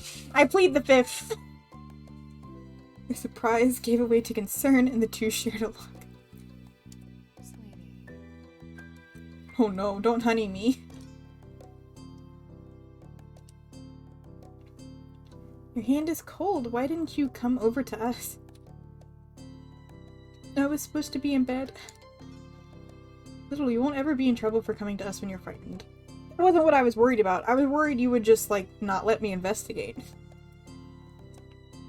I'd much rather you came to us than try and solve things all by yourself. Alright, you don't have to call me out like this. Oh, hey. Her phrasing made you feel bad. Yeah. Shit. The nervousness ate at you as you were tucked to bed. Your mom's assumed that your flushing and insistence on delving under the covers was part of your fear, and spoke to you softly until you calmed down enough to peep out from under your sheets. Once your mom had left, you turned over the night's adventures in your mind, and was still hard to believe that you really done it. It was harder still to believe that you'd gotten away with it. Even now, you half expected to be caught somehow. Perhaps you'd left the door ajar, or trailed sand where you— Oh! You actually probably did! You hoped that Cove had gotten home okay, though he hadn't been worried being told off was never fun. Reeling down deeper under the sheets, your thoughts turned to unsolved mystery you and Cove had only just begun to scratch the surface of it. Maybe you'd solve it and maybe you wouldn't, but what mattered was that you'd shared the experience with each other. Yee! You were still so energized by the night's excitement that you tossed and turned in bed for some time. Oh god. Real life. Sleep eventually claimed you. The next morning proceeded mostly like usual. Oh, there's an epilogue to this one. Oh no. But your mom seemed to be giving a little extra consideration since finding you last night. You later learned Cove didn't end up in trouble for the nightly escapade either. It was unclear whether that was because his dad chose not to punish him or if Cove had gotten away with it. He probably got away with it. It was amazing to you that it all worked out for you both. As for the sounds that started this all, the adults around were convinced it was nothing more than the wind. For your imaginative mind, that wasn't nearly enough. How could they accept something so simple, so easy? Maybe it'd make more sense when you were grown up too. No, it doesn't make more sense, ever.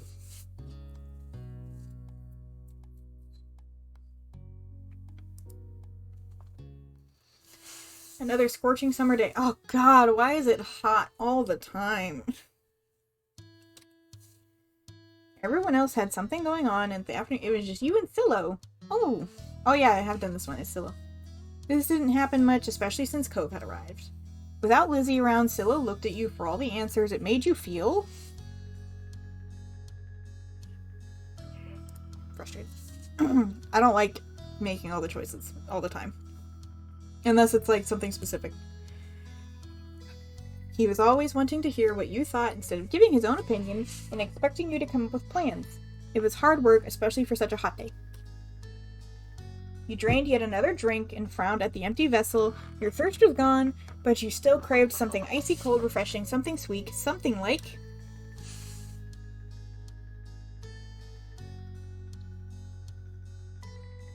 Ice cream is better than popsicles. Nothing beat a classic, creamy scoop of ice cream. There was nothing like that to be found at home. You knew that without needing to look. Your moms didn't keep sweets in the house. Outside, there was plenty of places where such goodies could be obtained. You sighed. You voiced your predicament. Oh, hiccup. Sorry. I want an ice cream cone. Yeah. That sounds good.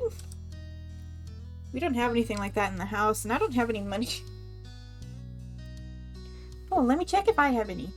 I wonder how old Silo is, because Silo's a little bit younger than you are. Or at least it seems like he is. Silo rummaged in his backpack and proudly produced an assortment of coins, plus one stray button. You set the button aside and counted the coins in a pile. Just over $1. You announced this to Silo. He had almost certainly come to the same conclusion, but he'd been watching you expectantly. It's a start. We'll need to find some more. Okay. The two of you lifted couch cushions, struck tiny hands down deep crevices. Oh. No. In the sofa and under furniture and scoured the back of drawers. Most of what you found was useless or gross.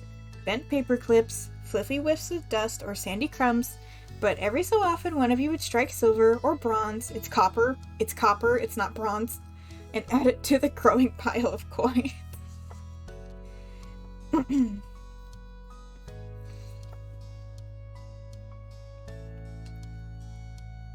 Dusty and disheveled from checking every room and squinting every tiny nook, the two of you finished pooling your finds. Silo held his breath as you counted the coins once again. $2.53 and 2 buttons. You didn't know when the second button had decided to join the party, but you were too pleased at your successful haul to throw it out. The buttons are good luck or something. Is that enough? You figured he knew the answer without looking at you for confirmation, but the thrill of your success and the reward that would follow canceled out any other feelings you might have had. Yeah. You can now afford something at the shops, just one thing, but that was infinitely better than none. Silo clapped his hands. Yay! The promise of sugar. You knew what he wanted, but it wasn't just you you knew what you wanted, but it wasn't just you who contributed to the funds to get a treat. He seemed to notice your pause. Aren't you getting an ice cream cone? Silo asked as though he was entirely separate from the decision rather than someone who was stake in the outcome. Do you mind? It was your idea. You should choose.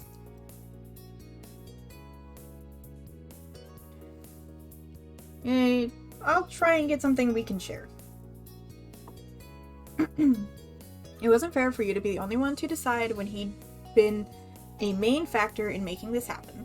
Some of the money came directly from his backpack. Yeah. What do you like? All of them. They're so good. But what do you like? Popsicles or ice creams? Which is your favorite? Oh, that's so hard to pick. I don't know. Oh my god.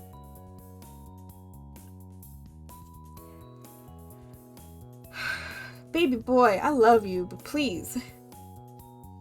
Frustrated, you cut to the heart of the matter. You want me to choose? Yee. And that was that. You got the dessert you wanted originally and hoped Silo would actually like it too. Finally, the reward for all of your hard work was in your hands. You lapped up the soft ice cream and the sweetness perked you up. You held it out to Silo so he could take a turn, and he shook his head. Take it! Take some of it! Ooh! You can finish it. You cute, adorable... Mm. He didn't want any after anything he'd... Oh!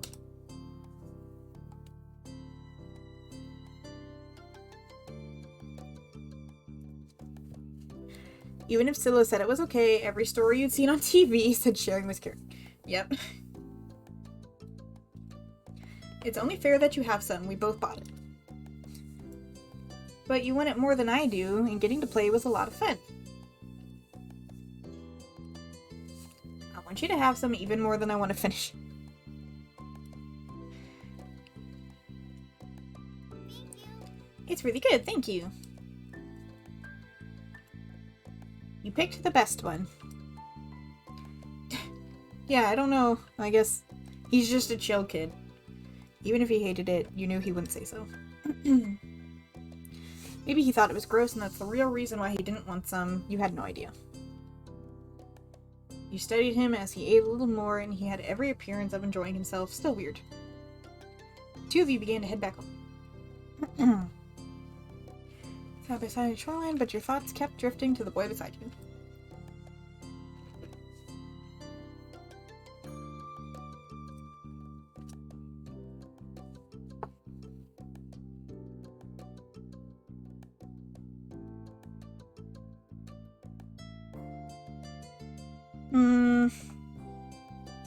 He doesn't seem to be scared of me. This is just gonna make him sad.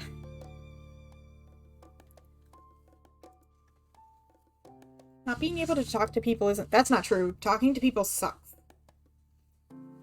It's not being able to make decisions for himself that I find sad. And you didn't want to be the kind of person people were scared to tell their honest opinion to.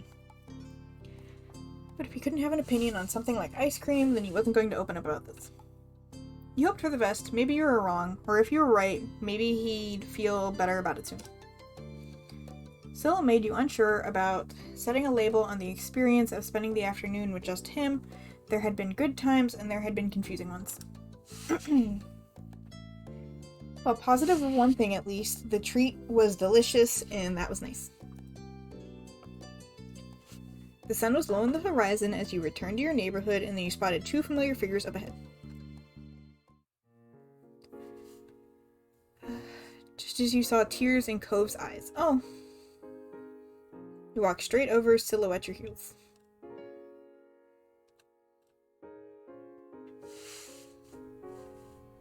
Oh, no. Ask what happened. I don't know the situation.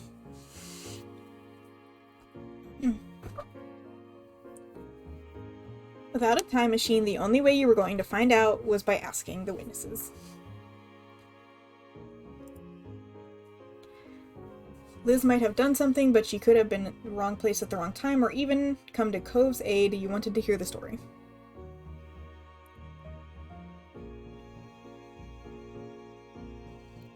Cove, what happened?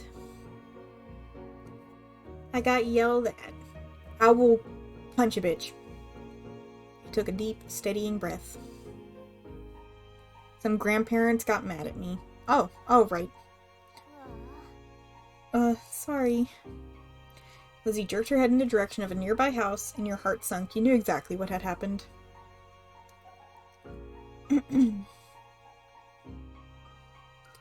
Every year, the same mean old couple rented out the condo for the summer. You, Lizzie, and Silo knew to stay away from them, but Cove couldn't have. Yeah, the ones who hate kids.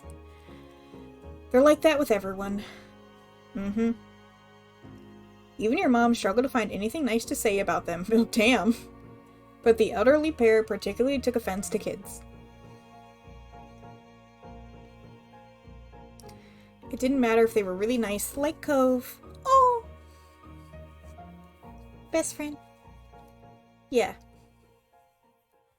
Lizzie drew herself up at that. She looked pointedly in your direction.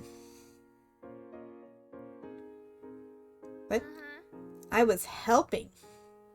I believe you. That's cool. Is there anything I can do? No. I'm just gonna stay away. That's smart. Just stay away. Just ignore them. They're old bitches. Or you could teach them. Oh no. There was a devilish glint in her eyes. What? You should ding-dong ditch them. Go ring the doorbell and run. It'll great, because they're so slow they'll never catch you. That's stupid. That's dumb. I don't want to go near them ever again. You're just saying that because you're a We're giving that because you're cluck cluck chicken.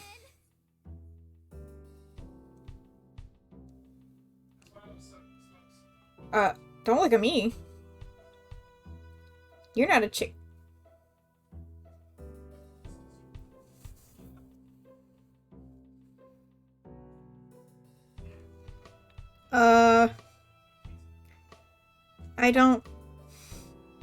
I mean, yes, but I don't want to do it.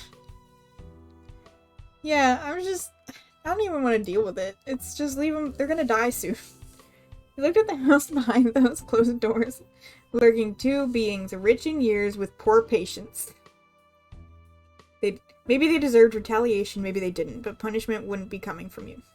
Yeah. It was safer to stay far away from them, especially since Cove took their outburst to heart. I know, they really got to the baby. I'm not doing it, no. You can do it. I'll watch you do it. Another chicken. If we're chickens, you're a lizard. I don't understand the logic, Cove. Still better than a bird brain.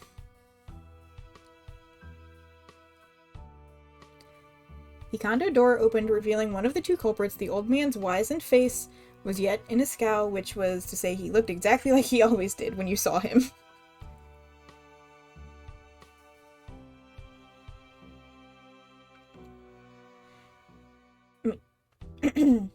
What are you kids doing loitering around my house? Go fuck yourself! Or maybe he was always in a terrible mood.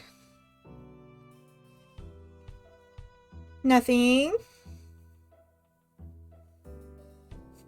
He repeated the word as if it was the greatest crime anyone could commit. Nothing good, more like, get lost. It wasn't as if he owned the space outside the house, but Cove's eyes, still red from earlier tears, were wide, and you thought it would be the best to heed the old man's command. You bet your ass I'd be yelling at them. Shut up! I hope you've picked out your gravestone already!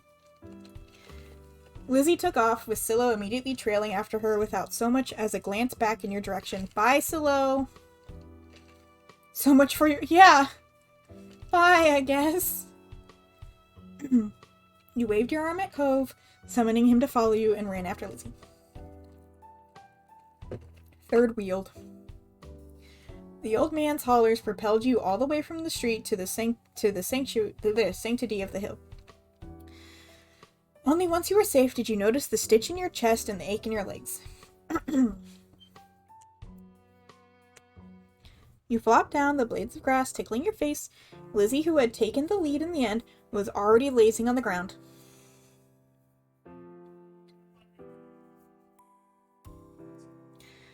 Four of you took a moment to catch your breath and enjoy the feeling of the cold grass against your skin. Hey, Cove. Cove lifted his head. I told you there were mean grandparents. He rolled his eyes, then decided it wasn't dismissive enough, and rolled his whole body away from your sister. Lizzie chose to ignore his response and started chatting with Silo, who eagerly joined the conversation. In the back of your mind, you knew you'd be second fiddle again to Silo once Lizzie came around. It always went like that. It was fine, you thought. You still felt a little sad after how much time you had spent today, and it was always annoying. Yeah, I'm a little sad. You had been hoping the two might become closer, and you had to let it go. He was happy where he was. There were other things to attend to anyway. That's fine, I have my own best friend, who's cooler. Yeah. You wriggled closer to Cove.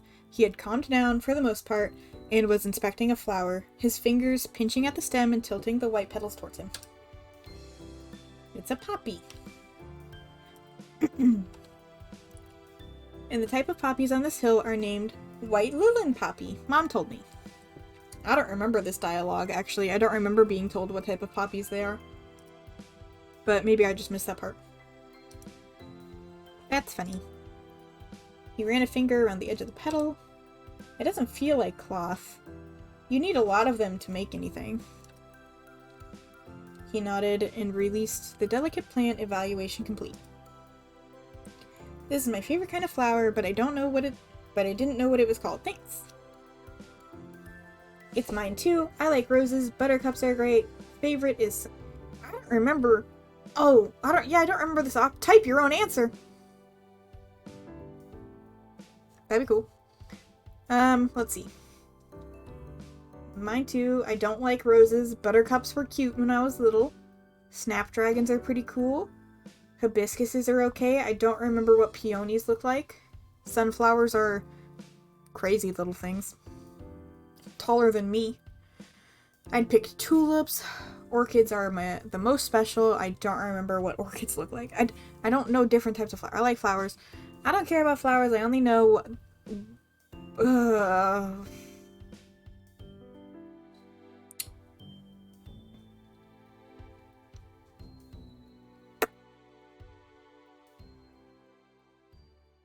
We'll go with Snapdragons, because they're cool. That's a cool name. I haven't heard it before. Exactly. Yeah, they are cool. They look like roaring dragon faces. Like this. You opened your jaw. Yeah, I'm wondering if this is a dialogue option because we're in the fond category, because this conversation about flowers never happened before. Demonstrating the flower's unique appearance. Wow, you know everything. No. I know random stupid facts. Not everything, but thanks. Cutie!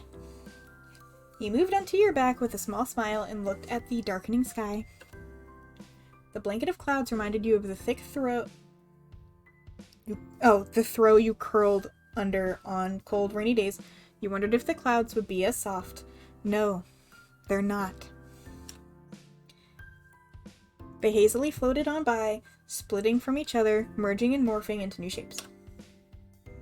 You saw cloud shapes. Smiley face, an alpaca, a car, a dolphin. I don't know. I don't think I would recognize an alpaca, if I'm being honest.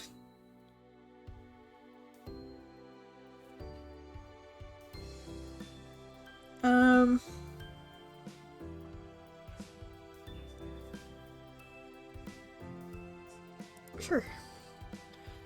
You saw a fluffy alpaca in the sky and you nudged Cove and pointed it out.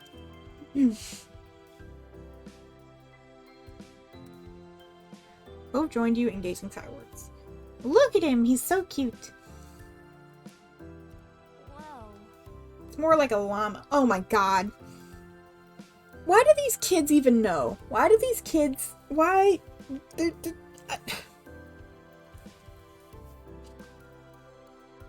There's no way these kids know llamas and alpacas and they're different. Like, I don't believe you. Hey.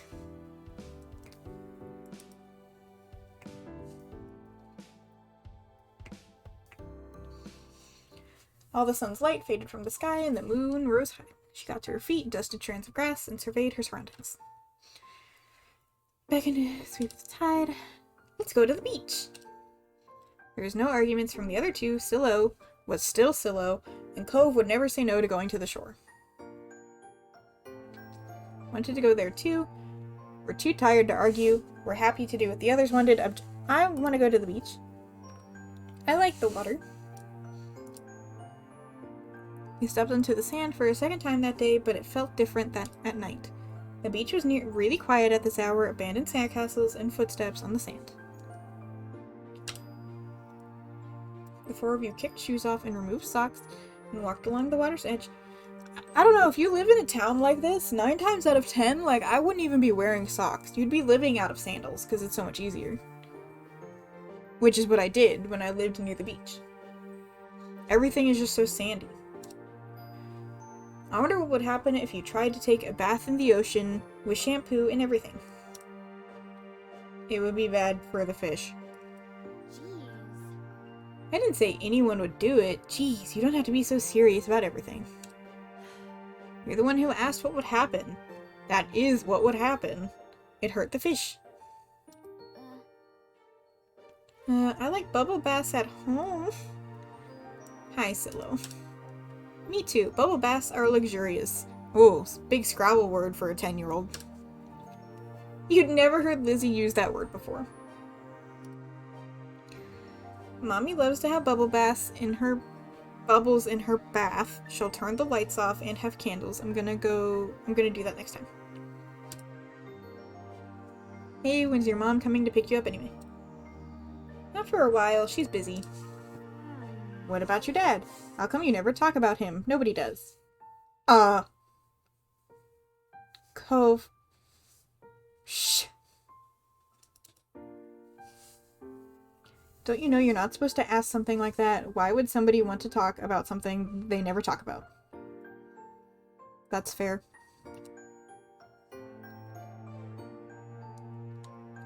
You kept your eyes on the ground, watching your toes get swallowed by the waves. Even if Silo never seemed upset when the topic came up, it made you feel awkward just for having both your moms. It's okay. I'm like Lizzie, and little, I don't have a dad. But I don't have 2 moms. I just have 1. She's really great. Oh, sorry. I only have 1 now, too. My mom isn't here. She's back home. It's just my dad with me. Sorry. I never had a dad or anything, so I don't feel bad. It's really sad that your moms are gone. That your mom is gone.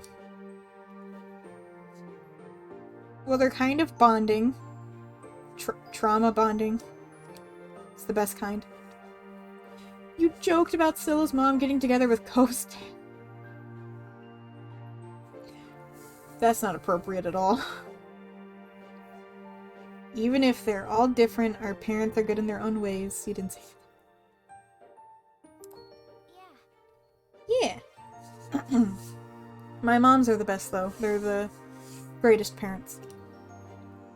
Cove couldn't muster a response. You don't think you truly disagreed, though. The silence broke with a you bitch. Cold water and silence. You bitch. Lizzie giggled, foot still outstretched from the kick. Cove joined in, striking the incoming waves to making splash on his own. Silo scurried out of Cove's spray zone with a grin. Get her back, yeah. You used your foot to smack the water pooling around you, sending an arc of sea foam flying back at your sister. You laughed and she sputtered, some of the salt water having landed in her mouth. Ew. Blah. Blah. Yeah, I'm with Lizzie. Nasty. Lizzie chased you down, intent on revenge. You dashed up and down the coast, taking it in turns to be the predator and the prey, as well as joining forces to take down Silo or Cove. Alliances were silently forged and wordlessly broken. Everything was fair game in war. Silo's brief exclamation was drowned out by the biggest splash yet, causing him to fall face first on the ground, but would have been bad enough without the wave that followed. Cascade. Oh! Baby! Baby, no! Silo sat up, shaking his head like a dog coming in from the rain, as you all hurried over to check on him. His hair was plastered to his head, and his soaked clothes clung. Poor baby, no. If there was any part of him that was still dry, you couldn't see. Aww. That's also like a really bad place to be when you're in the ocean. There's like a sweet spot right around a couple feet, like a couple foot radius around where like the waves hit the shore is treacherous. Because I got stuck there once and they had to like grab me and pick me up because the waves wouldn't let me get up. They kept knocking me over. That was crazy. My foot got stuck and I fell over. Way to go, Silo.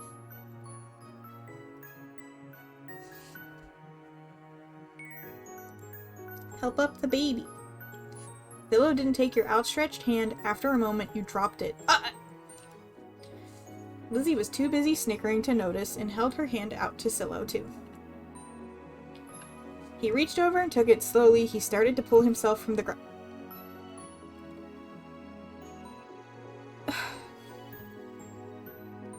This kid. I'm so sad. I feel so rejected. What did I do?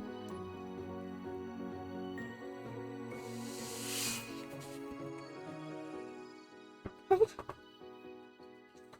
was rejected so hard.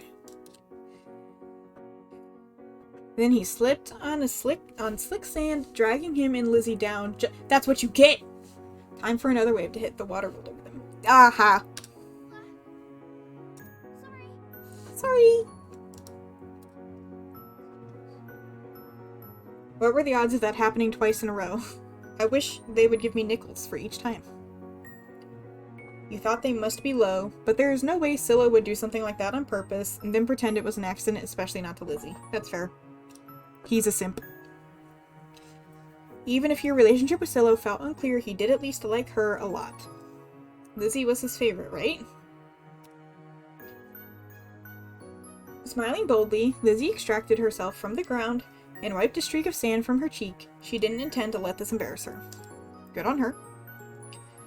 Silo got up as well, this time without incident. He still looked like a drowned puppy. With that, it was time to call it a day. The four of you made the journey back home, sopping wet. Oh, God. Oh, that's the worst. Oh, it's like ocean wet too, so there's like sand and chafing. I don't like it. Damp clothes may have weighed you down some, but your spirits were high. Your arms swung side to side and the cool breeze flowed past. Hi, Moms! Your moms were outside chatting with Cove's dad. Hi, Moms! We're back! Your mom's face fell as soon as they saw the state you were in, ranging from messy to soaked. Yep. Now, Elizabeth, is that all you have to say for yourself? You brought half the beach back with you. He certainly did. That's Marigold going to do when she what's Marigold going to do when she comes to get Silo? Is that how you want him to be for the long drive home? I didn't have a choice, and it's not my fault, Mom. Lizzie's expression turned sulky over the scolding. Being the oldest could be fun, but it also meant she was the first to get in trouble when something went wrong. It's not her fault, though. Shit happens. Mr. Holden, on the other hand, chuckled as he ruffled Cove's matted... I always want to say Cole, not Cove. Cove's matted hair. You've been out making memories, Bucko? I'm glad you had a good time with your friends. Cove used his slightly moist cast to push his dad off. Mr. Holden's eyes widened when he noticed even that had gotten wet. Now he was worried too. Yeah. Oh, shit. I actually forgot about the cast. Oh, no. I think they could have found a less risky way to spend their time and had just as much fun. That might be right, kids. What can you do? Come on. Cove, we gotta get you cleaned up and dried off. We wouldn't want that cast to have to be reset. Hey. Attaboy. Mr. Holden casually bent down and plucked Cove off the ground, ultimately holding Cove against his chest. Sand was already from Cove to him, but that didn't seem to bother Mr. Holden. Yeah, he's made of sand. He's ocean man. Cove protested being carried, but only got reassuring pat on the back for his trouble. Take care. Good night, Cove. Thank you for the talk. Cliff. Oh yeah, I think this is the first time we hear his name, Cliff. Night, Flame family. And Silo. Resigned to his fate, Cove twisted his body in his dad's arms in order to turn around and wave goodbye. He waved back. Good night. Fine. Well, we'd better do what we can to fix you guys up. Come on, everybody inside. I want you to march straight to the downstairs bathroom. We have a downstairs. How big is this house? How rich are you? Don't worry about stopping to wet your feet on the mat this time. That won't do much good. Sitting on the old beach towel your mommy had found, you waited in the hall until you were less sandy you weren't allowed to go in your room or walk around the house. Yeah, that's fair. But you did get to eat a sandwich for dinner. It had been decided that Silo would wash first, since he could, see his mom. He was already finished and packed away in his mom's car. Miss Fields had come to collect him a little while ago. It was a bit of a fun experience seeing him without that head for months.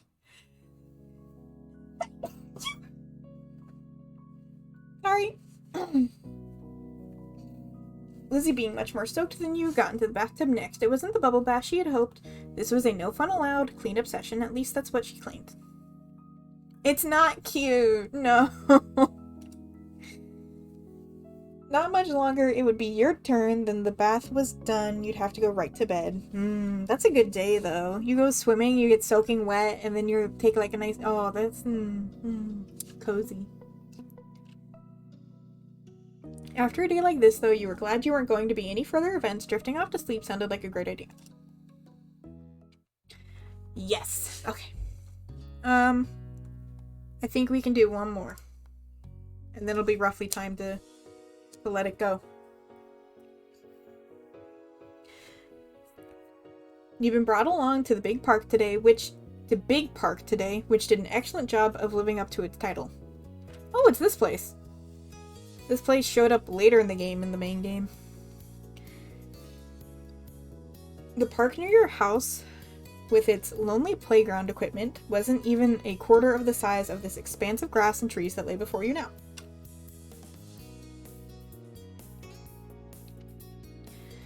As it was the next town over and too far for you to walk by yourself, you didn't get to visit much, and so you soaked up the environment.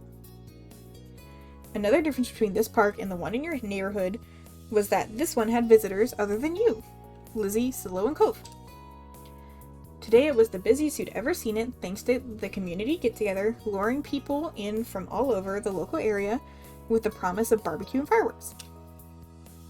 Your family and Cove's were just two of many. What seemed like dozens of cars were oh god, a busy park in summer? Ew. Gross. I hate that, actually. Oh. You saw Cove hesitate as he took in the growing gaggle of strangers. By your mommy, Lizzie bounced on the balls of her feet, barely contained the extrovert and the introvert, man. The crowd made you nervous. You couldn't wait for the fireworks. You looked forward to meeting more kids. You'd rather have stayed home. Yep. Your tummy was already rumbling for food to come. Even if it was bigger, this park wasn't as special. I don't like crowds. But you couldn't avoid coming to the event. Mommy had told you that the people running the community event weren't charging for it, but she wanted them to get something in return.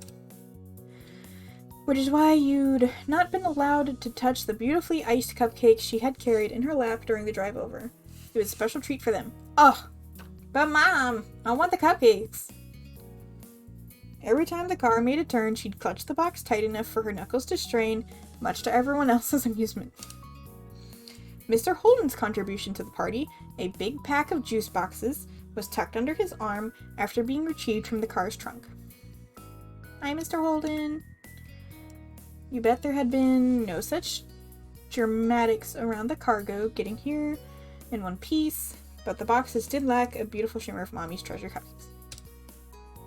Okey-dokey. Did you put sunscreen on? Yeah, I always do. You don't have to tell me. I don't trust you. Mr. Holden, deflated. His attempt at caring for his son rebuffed, but he triumphed with a smile. Baby, no! Good kid. I don't want you to get burned or dehydrated either. It'll be a busy day. Well, I don't think there's going to be any risk of that second part. Mom nodded at the tables up ahead, laden with all kinds of food and drink. She was right. There was plenty to go around.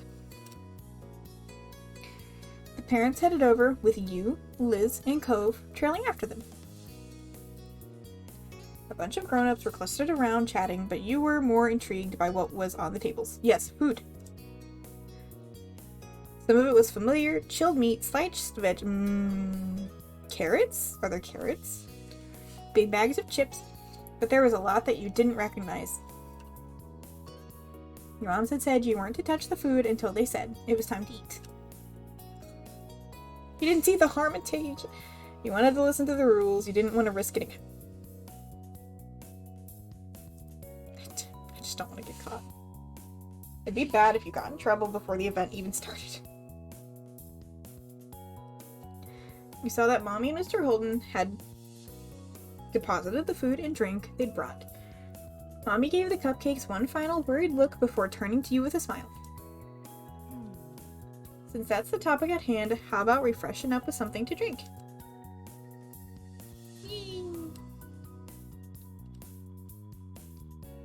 Along with the ones out, there was a giant ice cooler on the ground stuffed full of cans of soda, boxes, milk.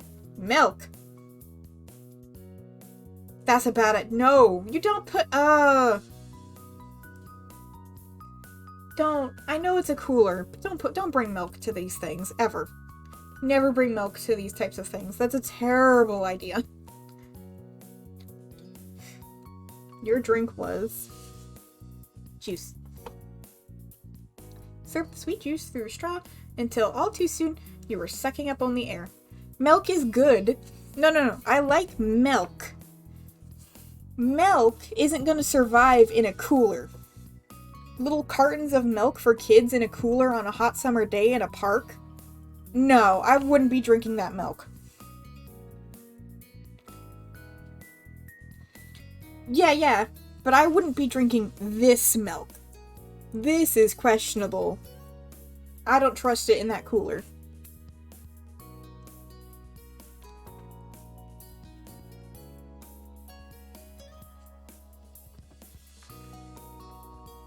Again, it's not the milk itself that's the problem.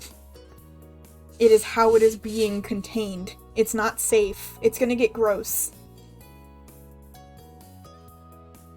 Yeah, you would have been too young, but I'm not currently too young.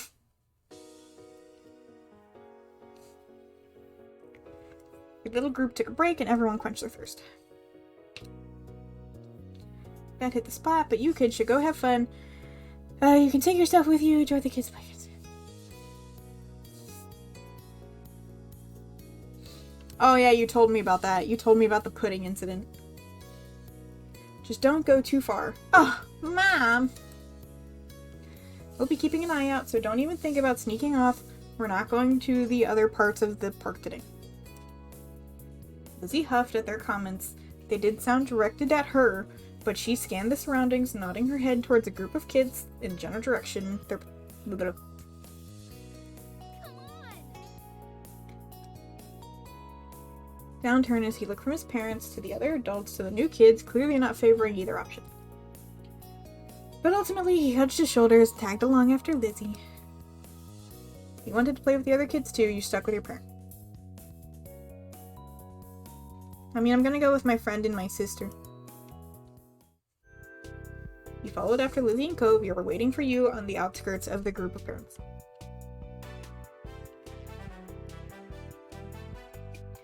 You picked up the pace, moving into a jog, but then Lizzie pelted away at full speed, and you and Cove had no choice but to break out into yes, I do. I can just not run. The other kids were far out into the field, still at your speed. It wasn't long until you reached them. As you approached, they turned around to greet the newcomers. Hi, I'm Lizzie. That's my little sister, Little. The one with the cast is Cove. Hi. There was a chorus of hellos and names from other kids. One of the kids looked at about Lizzie's age or older. The couple seemed to be the same age as you and Cove, and there was one tiny little thing on his arm folded over his chest. What are you up to? The first kid, a boy with curly black hair and neon green sneakers, who had introduced himself as Hayden, shrugged as he looked to the others. Not much. Second kid piped up. Lisa had half her face obscured behind a huge... Oh, the huge glasses. Okay. We hadn't decided yet.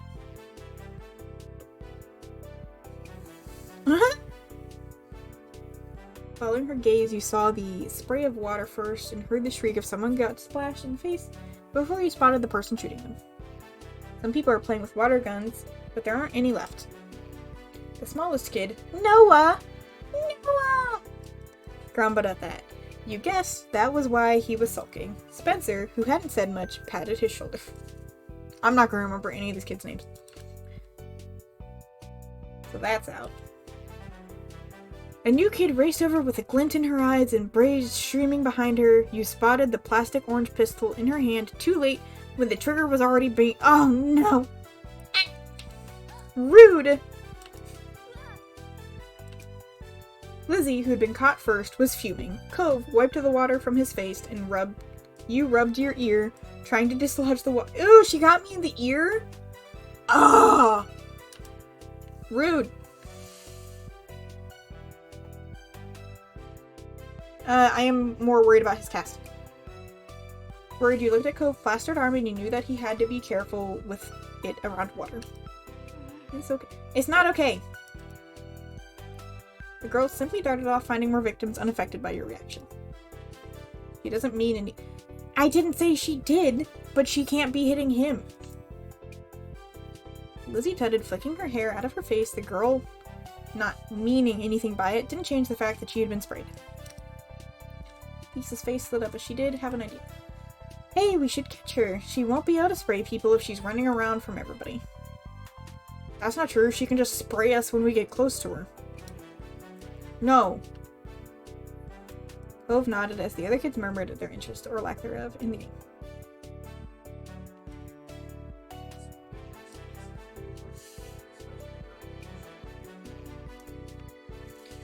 You sat on the sidelines as the other kids chased after the girl with the pistol. Spotting them racing after her, she laughed and shot her pistol in the air. Only a couple of drops squeezed out. She swerved, causing discord within the group as they stumbled over each other.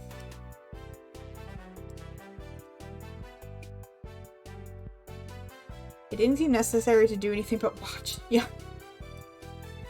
The gap between the hunters and the hunted was narrowing. Eyes wide, you watched as Lisa lunged and tackled her friend to the ground. Ow!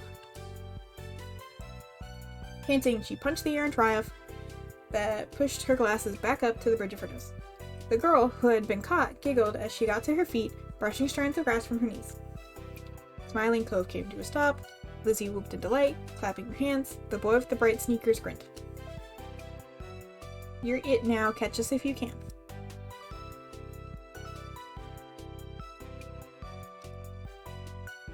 They all dispersed, squealing and laughing as they tried to evade capture. Sour mood from earlier had evaporated. Several rounds later, most of the kids had taken at least one turn as the scent of smoke wafted to your nose. Caught by surprise, you looked up and found that the brilliant blue of the sky had turned orange and the sun sunk to the horizon. With all the excitement, you lost track of time completely. You looked over, you saw people standing over the grill and poking them to life. It was nearly time to eat. Food. You should get over here, I'm so hungry. Our parents are at different spots. It was cool playing. Bye! You waved goodbye to the other group of friends before hurrying over to your parents with Lizzie and Cove.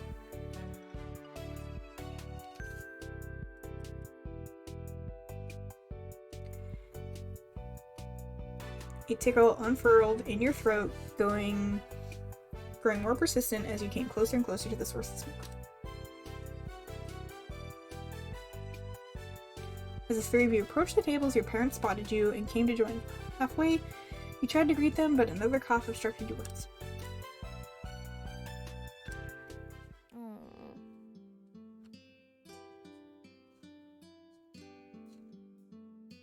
I'm fine.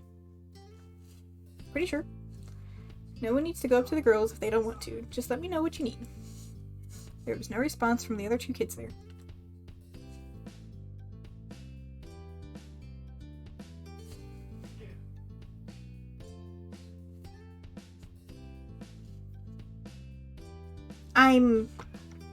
I can do it.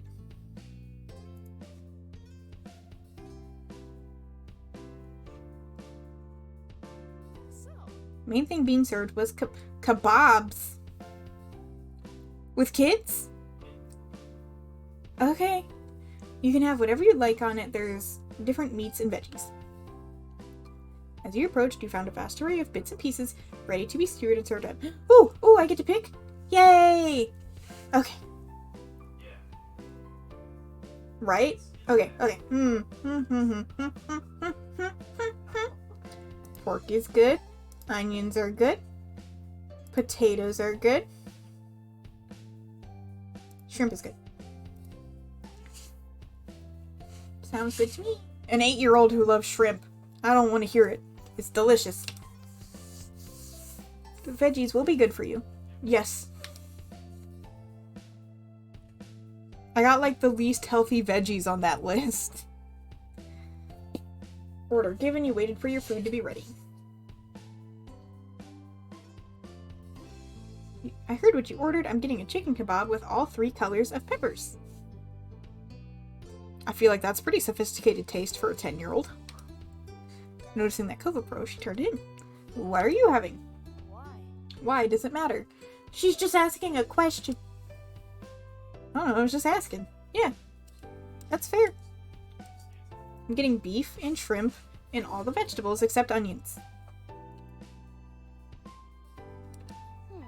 That's okay, I guess, but chicken is definitely the better one. Sure. Then you can eat all the chicken. I'm going to. Oh, I love onions, man. I want some of the chicken too. All of the chicken in the world? Chicken is the worst. This is a stupid argument. Chicken is the best choice. No, that's dumb. You know what I mean. Alright. Lizzie peered over the grills where the kebabs were being handed out. A growing assortment of kebabs collected in your parents' bed. You're coming over. Don't get jealous of mine when you realize you made the wrong choice. I didn't make the wrong choice. There isn't a wrong choice. You all made good choices.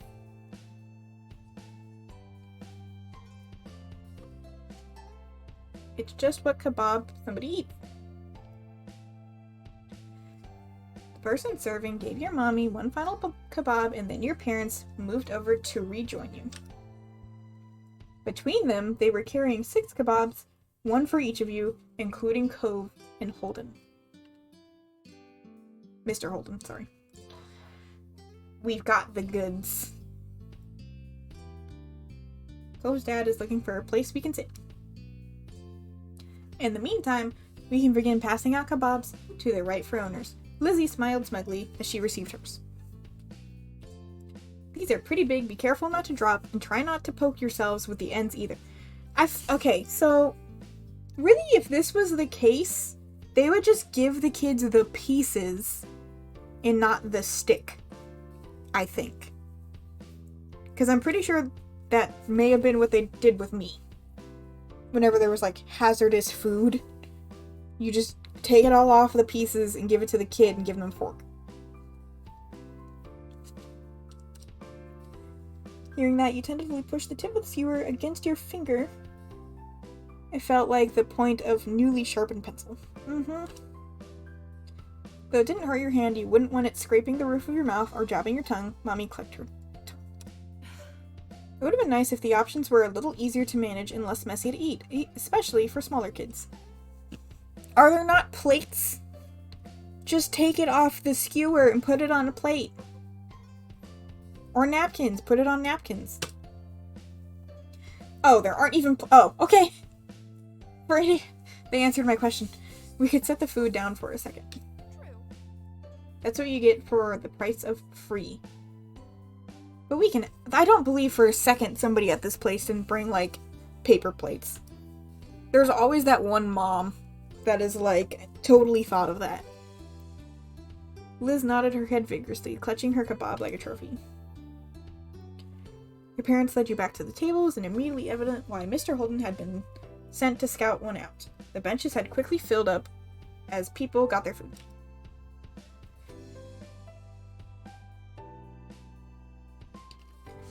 Mr. Holden was standing over a corner section area, the edges of the sitting area. Oh, near the edges of the sitting area.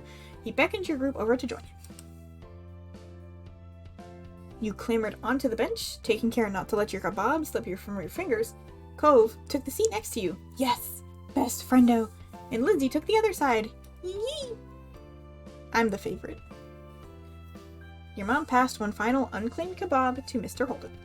Thank you. Thanks. Thank you for getting us a space out here. Yeah, I actually had to, like, beat an old lady. Everyone tucked into their food. Though you didn't think you'd use much energy standing around, you felt very ready to enjoy your dinner.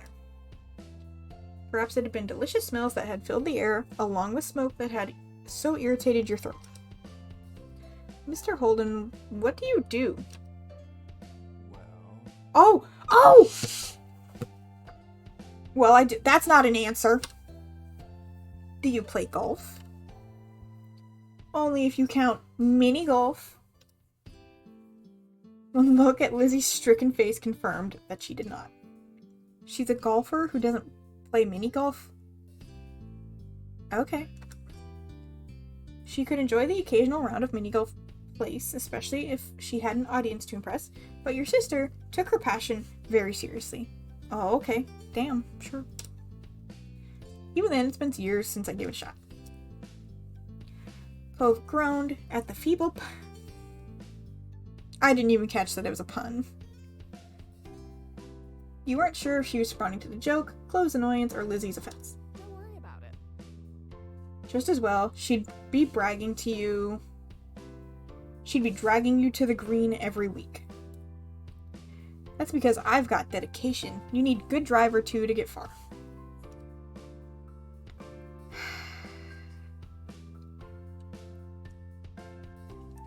Outclassed in golf and wit. A drive is a type of golf shot. You should give real golf a try. Maybe I'll even teach you some tricks. We still didn't get the answer of what his fucking job was. try and change my dad to be more like you. Lizzie gave Cove a dirty look at the accusation. Mommy felt the need to move the topic ahead before it got heated. Oh, nice. That's really sweet of you, but I'm sure Mr. Holden's busy. He might not have time for another hobby. Yeah, I don't think I'm made for that. Still, the offer is appreciated. He's too hot for golf. Why? Then tell me something you really do already. You just go away every day. I like scuba diving, though with the business, that's more work than play these days. Surfing and reading, snorkeling. Scuba diving. Yeah, they tell you that, like, at the end of the game. That he works at, like, a scuba shop. But when you get the DLC, I guess they tell you now. Those are things Cove likes. Well, it's a good thing you live by the beach. I'm sure that is by design. Mr. Holden exaggerately... Oh god, I embarrassed my friend by saying that. What can I say? My boy's got good taste. He takes after his dad in that way. Uh-huh. The sun had been setting when you got your food, and by the time you'd finished, night had truly fallen. Your sticky fingers were the only remaining evidence of your meal. The kebab had been a great combination, more than the sum of its parts. The seasoning of freedom to choose every ingredient yourself was what made it some... Oh, okay. Rising from the table, Mommy held up her bottle of water. Food is gone, you gotta wash your hands. Okay. Coming up and coming your hands. Let's see, rubbing that. Working off any rest. Here. Mom passed her a paper towel from her purse. We had paper towels! We could have put the kebabs on the paper towels and the kids could have eaten it without stabbing themselves. Lizzie tried to dry off her. Your turn. You readily held out your hands to catch the water, begrudgingly. If you didn't move, I don't need to. Yeah, wash my hands. They're sticky. Copying Lizzie, you washed your hands, taking care to clean every crevice between your fingers before wiping them dry. Yeah, I don't like being sticky. Cove had taken his own course of action, wiping his hands on his pants and leaving a stain where his fingers had been. Mr. Holden shook his head. Typical.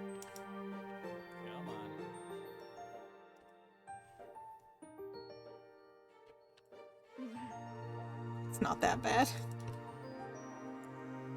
When everyone was cleaned up, or as clean as they could be,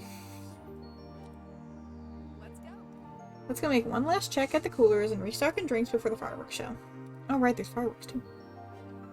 No time, we have to get a good spot. Everybody's going to be... Everywhere's going to be taken.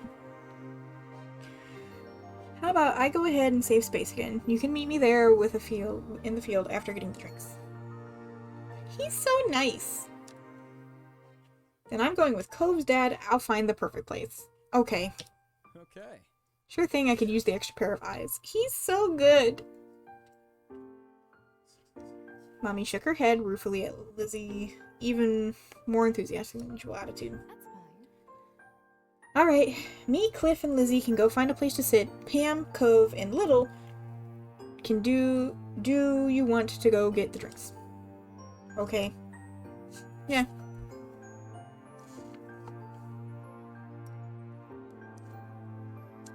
Yeah, that's fine. Mr. Holt head off to the wide open field. Fireworks being set up, you joined Cove, Mom, and returning to the cooler where you'd picked up some drinks earlier. Even as you approached, you suspected you wouldn't find much in it. Where it had originally been stocked to the brim, it was now half empty. The ice, which had cushioned the drinks, had kept them cool, was largely melted, and only a handful of pieces floating like tiny ice. See, that's what I'm saying. That's why you wouldn't put milk in here. Slim pickings. The drinks that remained looked to be bottles of plain water, but you caught a glimpse of something more colorful amongst them. Mom rummaged around in the cooler, excavating a couple of juice boxes from the bottom in the process. Yee! You can take one of these if you want. The perks of helping.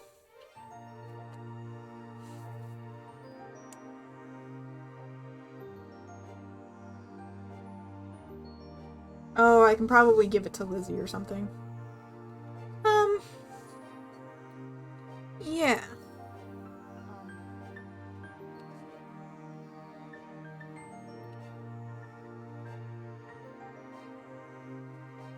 Plus an extra bottle or two for someone else in the group.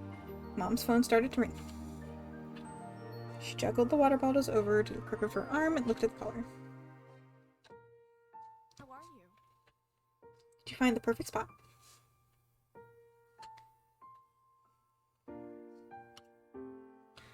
We've got a place. Come on, we'd better hurry. You and Cove jogged after your mom, who led you through the field. Separate groups of people assembled there, back to the rest of your families. Hello. You come back bearing drinks, though there wasn't much left. The three of you handed over the spare drinks, and you held up the extra juice box. How sweet. I am. I'm so nice. Despite Mommy replying pretty expectantly, there was just one person who made a claim on the sweet drink. Yeah, give it to Lizzie. I love you too! Ooh. Aww. Yeah, you got two daughters that look alike. Once everyone had been equipped with a drink, for the big of it, you sat on the grass beside Cove. Most people in the park had taken a seat now, with a few stragglers still bedded.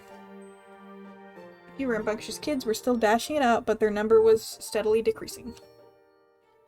Someone bearing a cardboard box, weaving between the groups, paused every so often. You nudged Cove and pointed. What are they doing? Looks like they're handing something else. I can't make out what it is. I love Mom's hair. It's so floofy. I hope it's not drinks. But Liz and Cove were now watching the bestower of mystery goods keenly. Are they going to come to us too? Mom softly put her hand on the top of her sister's shoulders as if she feared Lizzie might bolt over to the stranger. Lizzie didn't even glance at her, eyes locked on the potential prize. I love how they're already trying to rein her in. They're like, nope. In that case. We'll have to wait and see. Oh yeah, I'm nosy. I want to know what it is. Studying the man with the box closely, he gradually meandered nearer, and you could make out that he was handing out small items to most of the groups he had stopped at. They seemed too short to be water bottles, but beyond that, it remained a mystery. Then the box man made his way to your room. Evening, I'm handing out dessert. Any takers? There's dessert?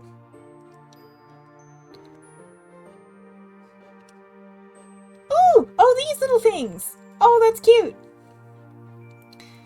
I'm gonna take one. I'm gonna take that one as a yes. Ice cream's on the menu, vanilla flavored, with a twist of either chocolate or strawberry. Nice. Nice. None from me, though, thanks. Same, but the offer is appreciated. Parents are late! I want chocolate. Can I have strawberry? A strawberry for me, too, please. Oh, Mommy. Mommy knows what's up. Mommy is the best. I feel so old. Now you are going to have to make a decision. Chocolate or strawberry? Chocolate!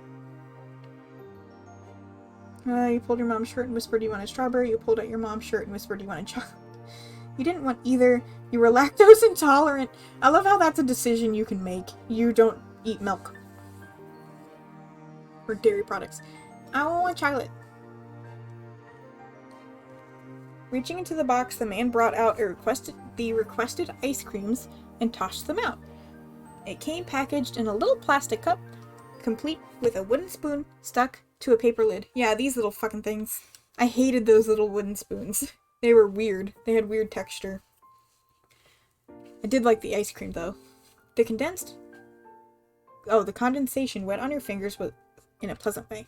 Thank you. Thank you. Kids, are you going to thank the nice man? No.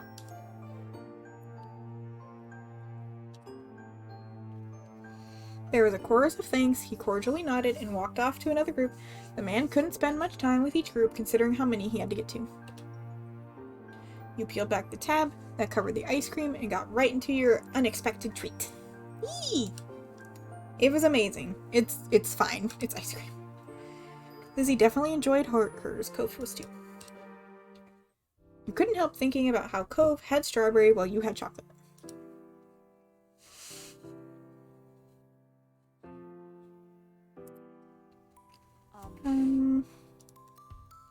He looked around awkwardly, but nodded nonetheless. Yeah, sure. Yeah, it felt really weird. It was like really uncomfortable on your tongue and it made the ice cream taste not good. You caught a bit of ice cream, making sure it hit the chocolate swirl that distinguished it from Cove's, and held it out to him and he nibbled at it. Do you want some of mine? Yeah! He scooped out a chunk of ice cream with his wooden spoon before holding it out to you and you took it gladly. Oh, it's so cute. And it was gone in one bite. Oh. Mommy was gazing at you too. Her mouth was open smile as if she was about to say something else, but Mom tugged on her collar. The kids are just sharing ice cream. It's cute. Don't embarrass them. Oh. If you're sharing, I'll take some. No. You don't need it. You both have the same flavor.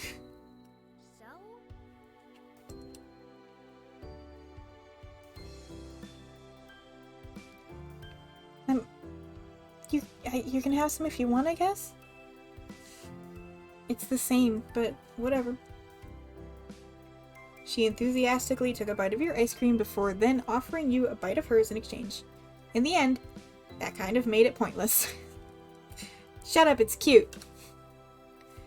You each just ate the same chocolate ice cream out of different cups. Your mommy did like to say that it was the thought that counted, though. It's not, I don't think it's technically a dating sim. I feel like a dating sim implies, like multiple people and, like, different routes. It's a visual novel where you play out your life, and it does have a lot to do with this boy, Cove, which your relationship with him can be anywhere from, like, mostly indifferent to friendly to romantic if you want it to be, but you never have to go that direction ever. So you're just really, like, playing out the story of your life and making decisions about your character and stuff like that. And I find it really cute and really well, like, written and thought out. Ignoring that conundrum, Lizzie turned her attention back to her own cup of ice cream. Okay. Lizzie munched away happily, but ultimately didn't succeed in monopolizing her attention. Eyes wide, she looked at her mommy and pulled on her pants. Please. I didn't get strawberry. Can I have some of yours, please? Of course. Lizzie cooed with excitement as Mommy presented her with a dollop of the ice cream and syrup mixture. Licking her lips, Lizzie lapped it up. Mommy, come on now. Lizzie has all the ice cream she needs.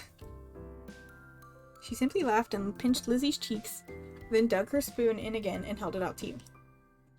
I just can't resist. Little, would you like some of mine? She got a whole cup of ice cream to eat already and had a bite of Cove's and Lizzie's. I think that's plenty. Mom has a point, but Mommy's offering me ice cream, so... But that's not the same as getting a little extra from your mommy. I'm gonna take it. I want the ice cream. You ate the treat being offered, much to Mom's chagrin and Mommy's delight. Cove watched the exchange silently in a break expression. Mom, on the other hand, shook her head, a fond smile on her face. Well, you better at least give me some, too. You could have gotten your own if you wanted ice cream. Ooh, ooh, ooh. What? kids have ice cream already, and they're getting some of yours to boot, and I have nothing? Now is when you decide to be firm? Damn! I'm the favorite. Mommy fed some ice cream to your sulking mom. She could never actually follow through with being tough. Aw, soft mom.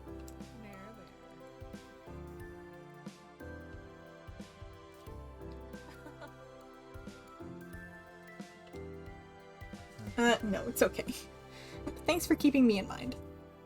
I'll share with Cove's dad.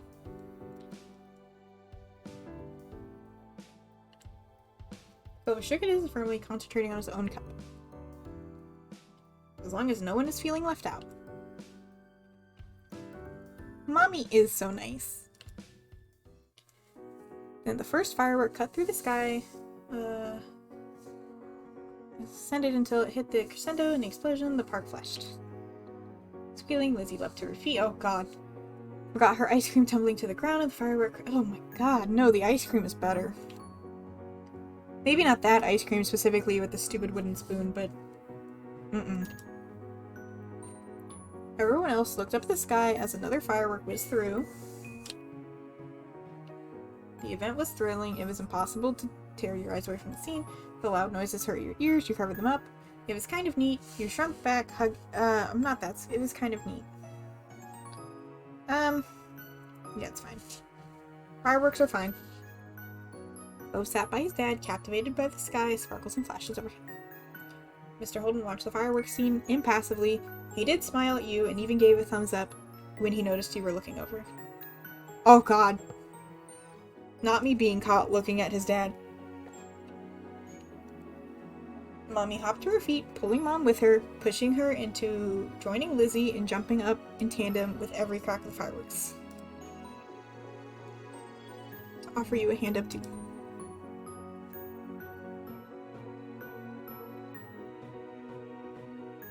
Oh, I'll do it if Cove does it with me. Tailing after you as you stood with your family. I was just gonna sit, but I'll do it if my friend does it. Your mom's face lit up, literally and metaphorically, as you approached. 5 of you shrieked and leapt along with the sparkles in the sky, not trying to contain your joy at the experiencing the sights together. The fireworks continued, some twisting like the coil of a spring as they arced through the air, others shooting straight from the ground and shattering into a million tiny specks. Every color got its spotlight in the show, from the fire reds to the eerie greens and the blues that could rival the ocean. The show built up a grand finale that boomed over the park and filled every inch of the sky, the twinkling lights representing the full spectrum of the rainbow. The exhilaration that had fueled you with the fireworks were going off was sapped dry when the show had finished. Yeah.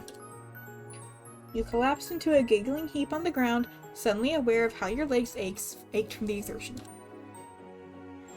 Cove tumbled down with you, his expression gleeful. Mr. Holden watched his son with an expression much happier than that of one he's worn while watching the show. Oh! He's so happy to watch his son be happy. It's so cute. Lizzie gave a final whoop of delight and shared a high five with Mom as Mommy shouted for an encore into the night. You didn't know what that meant, but you liked the way it made Mom laugh. Though the sun had gone down long ago, the air on your bare arms was warm. You took in your giddy family, their spirits...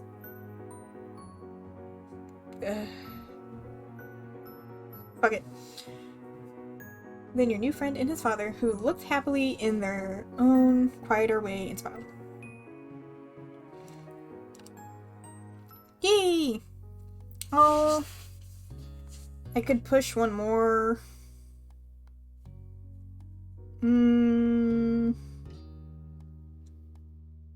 Sure.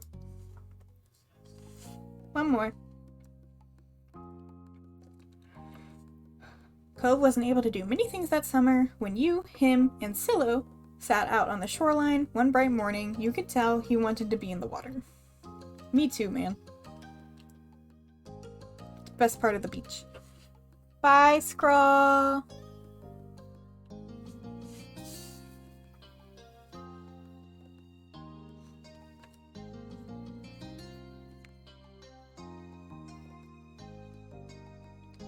The waves washed a single shell to shore, glittering in blue, another reminder of the places he couldn't go. From what you'd heard about Cove's old life so far, in tiny pieces and fragments, you could tell that he'd do anything to be able to get the cast off. Like make a pact with a witch or something, just to get it off his arm. He thought about how his summer last year must have been totally different from this, with his old home, his mom, and dad. But now he was here with you and Silo and Lizzie and everyone else, and he couldn't even go into the sea. This town wasn't bad, it had all of your favorite things in it, but sitting there on the same beach you'd grown up on, you could understand that not everybody else felt the same way about Sunset Bird as you did. You watched him from the corner of your eye quietly, and he finally said aloud what you had been pondering.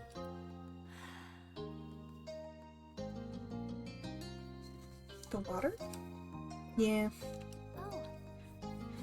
Oh, I'm sorry, you're gonna be able to do it soon. Cove only sighed in response. Apparently soon wasn't soon enough. Yeah. So pretty, the ocean. Willow, you're not making it better. And huge. There could be anything out there, like mermaids.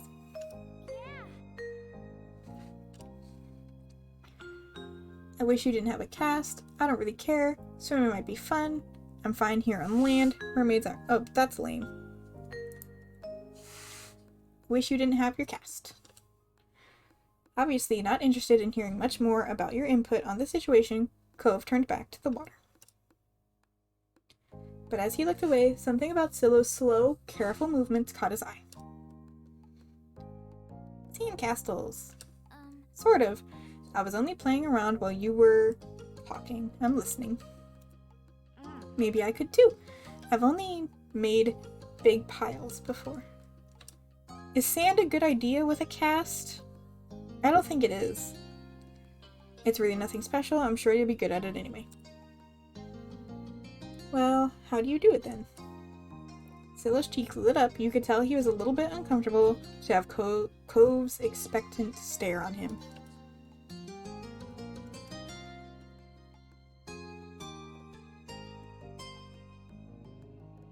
I don't believe I live on the beach. I don't believe I haven't made a sandcastle. He put his hands back on the seashells and sand and nodded. I don't do a lot. Here's how I like to get a house started. Silo, focusing more intently than you'd ever seen him, guided Cove through the process. He happily used his own method. Oh, you happily used your own. Oops. It didn't take long for the three of you to each have humble structures prepared. That's all kind of, you can do anything now. Like make it bigger, add some seashells, carve a pretty pattern. I bet you'll have great ideas. Okay. I'm gonna make it bigger. Mine's gonna be a real castle. Okay. Cool. This one's gonna be a house. Looking at the base of your sandcastle, you decided to make something different from those two, I guess. Looking at the base of your sandcastle, you decided to do what Lizzie would do in Design a Page. Yeah. The better part of the next hour was spent focusing on your own work. The boys were the same. Even Silo didn't sneak as many peeks as everyone else as he usually did. You finished shaping before either of them did, glancing up from what you've built. I built that? That's fucking good. I can't do that in real life. It seemed you got done so fast because they already searched around for extra decorations. Silo had grabbed most of the really interesting stuff and Cove had a lot of shells, but there were still options.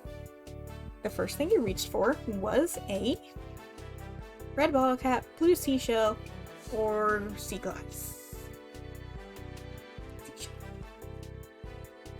Is the best fit for your mansion. The blue color of it still reminded you of the clear water.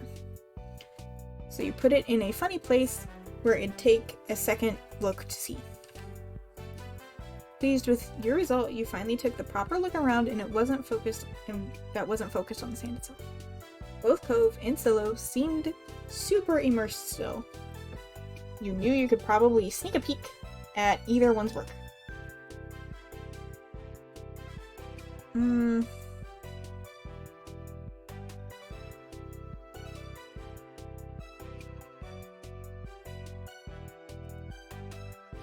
Silo was definitely the best one out of all three of you at building sandcastles. He was also the smallest, but there were many glittering debris and carved sand shapes all over the entire building that his effort was obvious. Silo's little house even had a tiny garden by the front door and another one in back. What? All made out of pebbles and other bits of bobs. What? This kid. What's on top of yours, Silo? You peeked closer and discovered something shiny sticking out of Silo's sand chimney. Oh, it's just a gum wrapper. It looks like smoke. Neat. That's good. That's smart.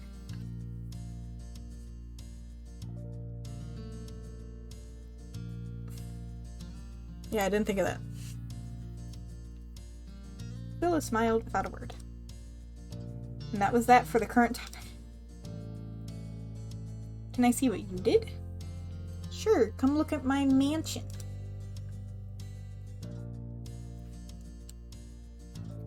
All you really knew about mansion was that they were supposed to be big and you'd gone really big.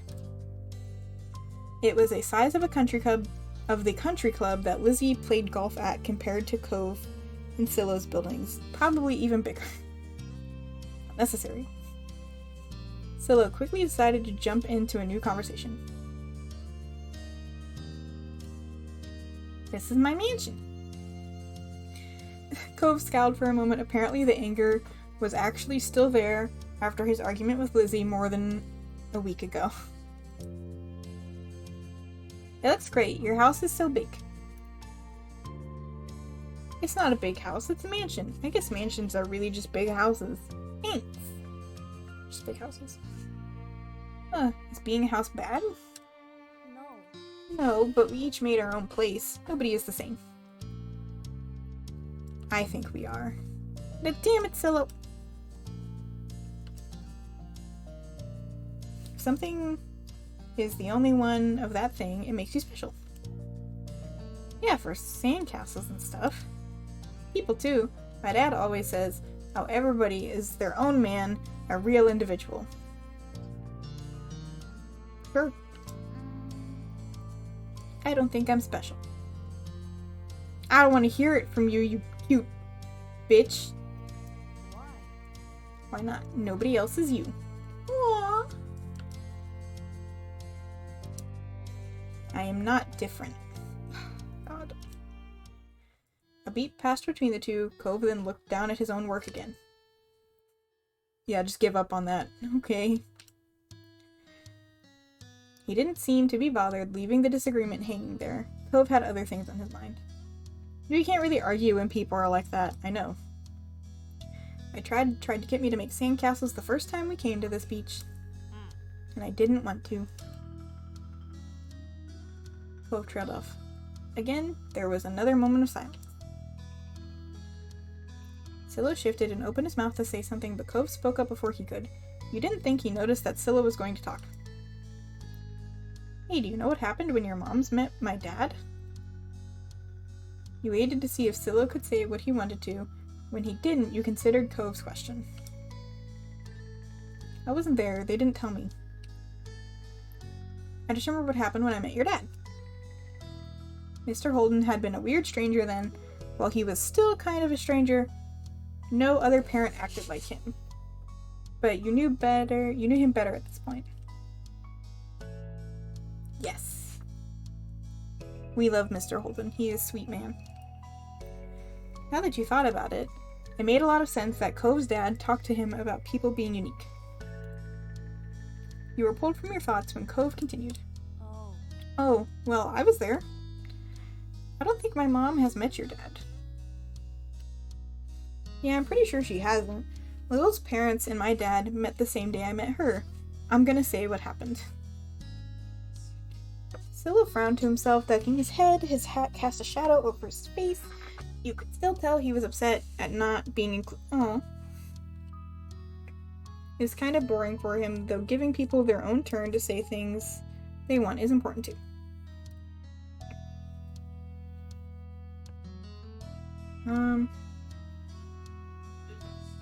Include the boy? Just not right now. I'm talking to you. He can listen. Oh, okay. Scylla's expression barely flickered at the words. He still looked put off. Cove continued, like the interruption hadn't happened. He was determined to tell the tale. When we moved here, we didn't bring a lot of things with us, only some stuff that would fit in Dad's car. We didn't even get a moving truck. I sat in there while Dad brought it all inside. I didn't want to get out because I knew Dad would make me look around the new house, and I really didn't want to do that. When I saw your moms, they were in a car too, and stopped at your house. I guess they were coming back from somewhere. Yeah, I don't know what job they have either, and they're filthy rich. My dad noticed. He waved his hand, and he went over to the front of your house where he started talking to them. I don't know what they said, I couldn't hear it. But he couldn't see me anymore since he was looking the other way. So I opened the car door and left. I wanted to get out and went behind the houses. I found those hills there, the ones where we met for the first time. He didn't go on to say anything more. Are you gonna finish? Huh? That's all that happened. Okay. Why did you want to tell a story if nothing happened? You really gotta get better at telling stories. That was a pretty bad story, thanks for telling it.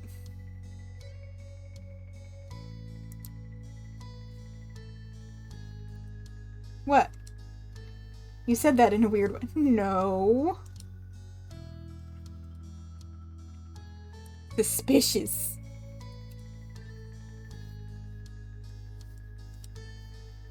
Why'd you bring that up anyway? Wow. I was thinking about it because of the sandcastle. It made me remember when I moved here, Dad showed me the beach first before we went back to the car to unpack. He was really excited about it. I get it. He thought maybe Mr. Holden wasn't that excited about the beach, and he instead hoping Cove might be. But the line of conversation had come to its end. Even Cove was done with it. Some other topic had popped into his head. Scylla fidgeted uncomfortably in the sand, had made Cove aware of his presence again. They looked at each other, and you could only wonder what this might be about. Yeah? Look at the baby. Why are you always turning so red? Even when nothing is happening. Neither you nor Scylla had expected that to be how he got included in the conversation again. This is a tiny bit rude, Cove. I don't know. It's kind of rude! Cove! Scylla's eyes were wide with embarrassment, and his lip twitched, and he was blushing even harder than before. Maybe it wasn't only this, perhaps it was simply the last straw, but it was a big deal to Scylla, a huge deal. He didn't just look sad, he seemed almost panicked. No! The baby! You weren't sure if he was about to cry or run away or what, but you soon got an answer. Why do you wear glasses? Most kids don't wear glasses, and nobody is named Cove. Damn.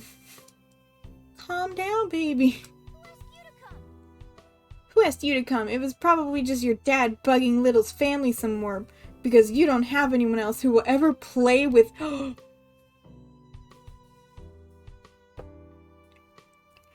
Damn! Damn! Kids are mean. Oh, blinked. The tension on the beach was suddenly uncomfortable in a way you didn't know how to laugh off. Oh, I don't want to be here anymore. It didn't seem like the kind of thing he'd get upset about. Though you hadn't ever known what kind of thing would bother Silo. Sorry. No. Me too, I was just wondering. Let's build. That's not a good idea.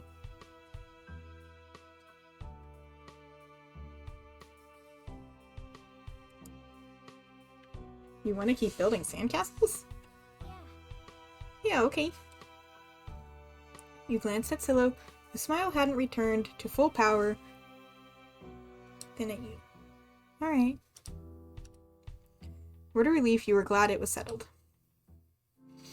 You all went back to making more sand buildings, but the whole mood had changed. Yeah, I've never seen the baby blow up. Silo's cheeriness was already gone, and Cove looked so as confused as ever about why the other boy had blown up. The air stayed uncomfortable the rest of the afternoon, right up until the moment Silo's mom appeared at the beach to take him home. At least you tried to do something to resolve it, though, and it seemed like it helped. Even though Silo's smile, when he said goodbye to Cove, wavered, it stayed as bright as ever for you. Aww! That had to count for something. But with Silo gone and the sun going down, you knew it was time for you and Cove to head to your houses. The two of you trailed out of the park together towards the neighborhood. The walk home was quiet. You passed by familiar landmarks, shoes thumping against the sidewalk, in nearly perfect unison. Cove was clearly caught up thinking about something. What's she thinking about?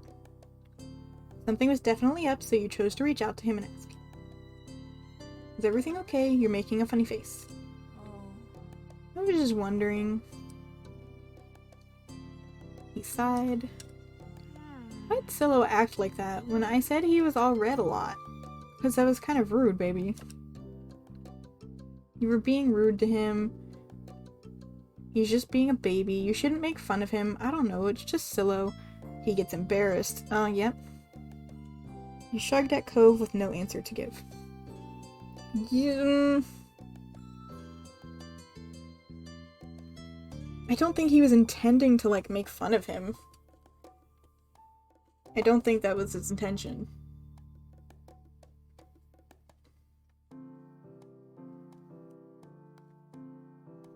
He gets embarrassed. But I didn't say anything bad. Alright. You might have upset him in some way. Sometimes you say stuff that upsets people. I guess I can get it. Why he would do that? Sometimes I get really mad too. Despite seemingly coming to a conclusion, Cove's mood was still sour. Was Silo telling the truth? His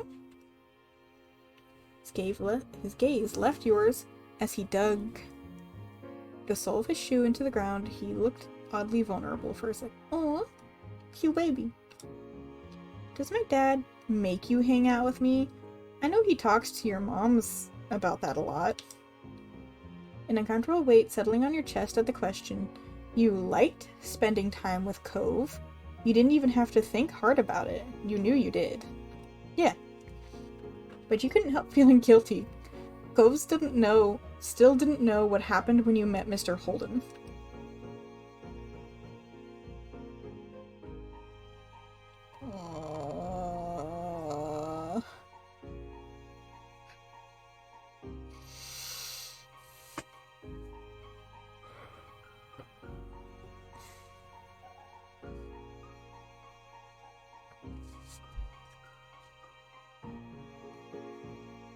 I don't want to tell him.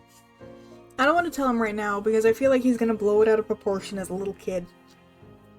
And quite honestly, I didn't tell him at this point last time I played the game, which is why I'm kind of milling it over. So I can, like, get a different outcome. Different scene if I pick it this time.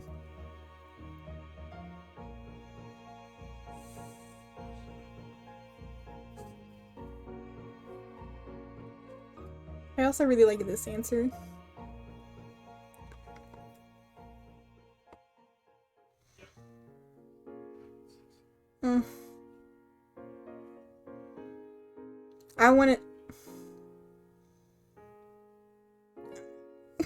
I want to see what happens, because I picked a different option last time. And I want to see how much changes if I tell him now. I just feel like it's a bad time, because it... Okay, I don't like it. Oh, I don't like it. Remember how you talked about how our parents met and I didn't know what happened? Yeah. I kind of had something happen that you don't know about when I met your dad. I don't want to do this. You wanted to turn away, but you kept your eyes on his as you spoke. I was walking home and your dad was sitting at the front of my house. It must have been after you ran away. My moms weren't there either. I think they were looking for you. Your dad saw me. He got up and came over. Mr. Holdman told me that he'd just moved into the house next to mine. His expression plain. Oh, God. You paused for a moment, wondering if you should really keep going. Oh, it's giving me time to back out.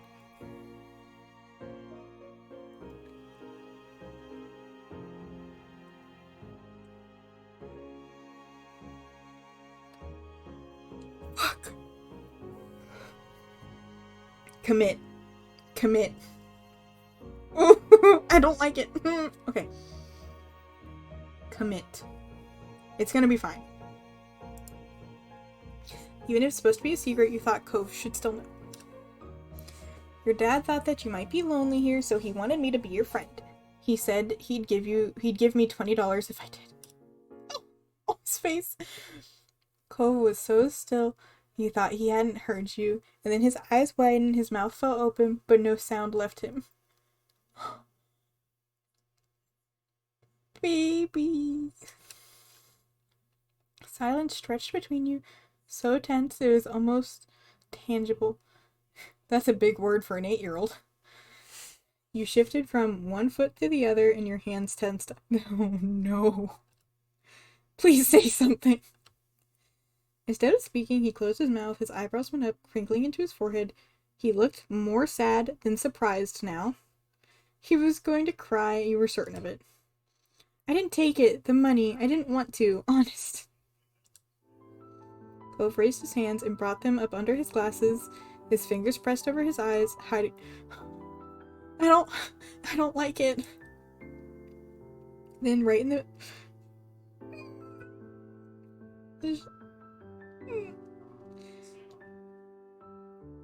Through the cracks of... Cove, it's okay.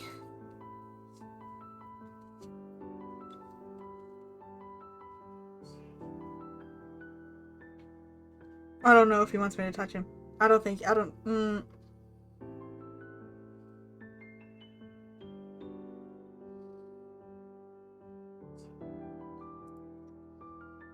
He tried to reduce the distance between the two of them. But Cove shook his body from side to side, rejecting your presence.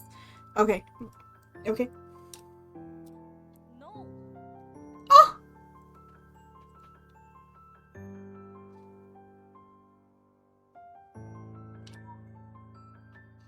You flinched at this shout. As you stood there listening to him cry, you felt uncomfortable over the scene he was making, concerned for him, regret telling him about the money. Yes, I regret everything. You didn't want Cove to be this upset, you just wanted to be honest. As his voice raised in volume, you were frozen in place. The situation was awful, and you kept feeling worse every second. Oh, fuck. I feel like I was right during my first playthrough to not tell him here.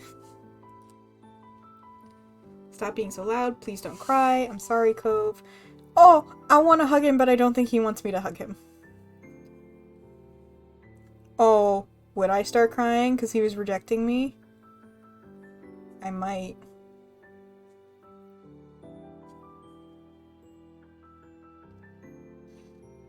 I want to hug him. I don't think he wants me to hug him.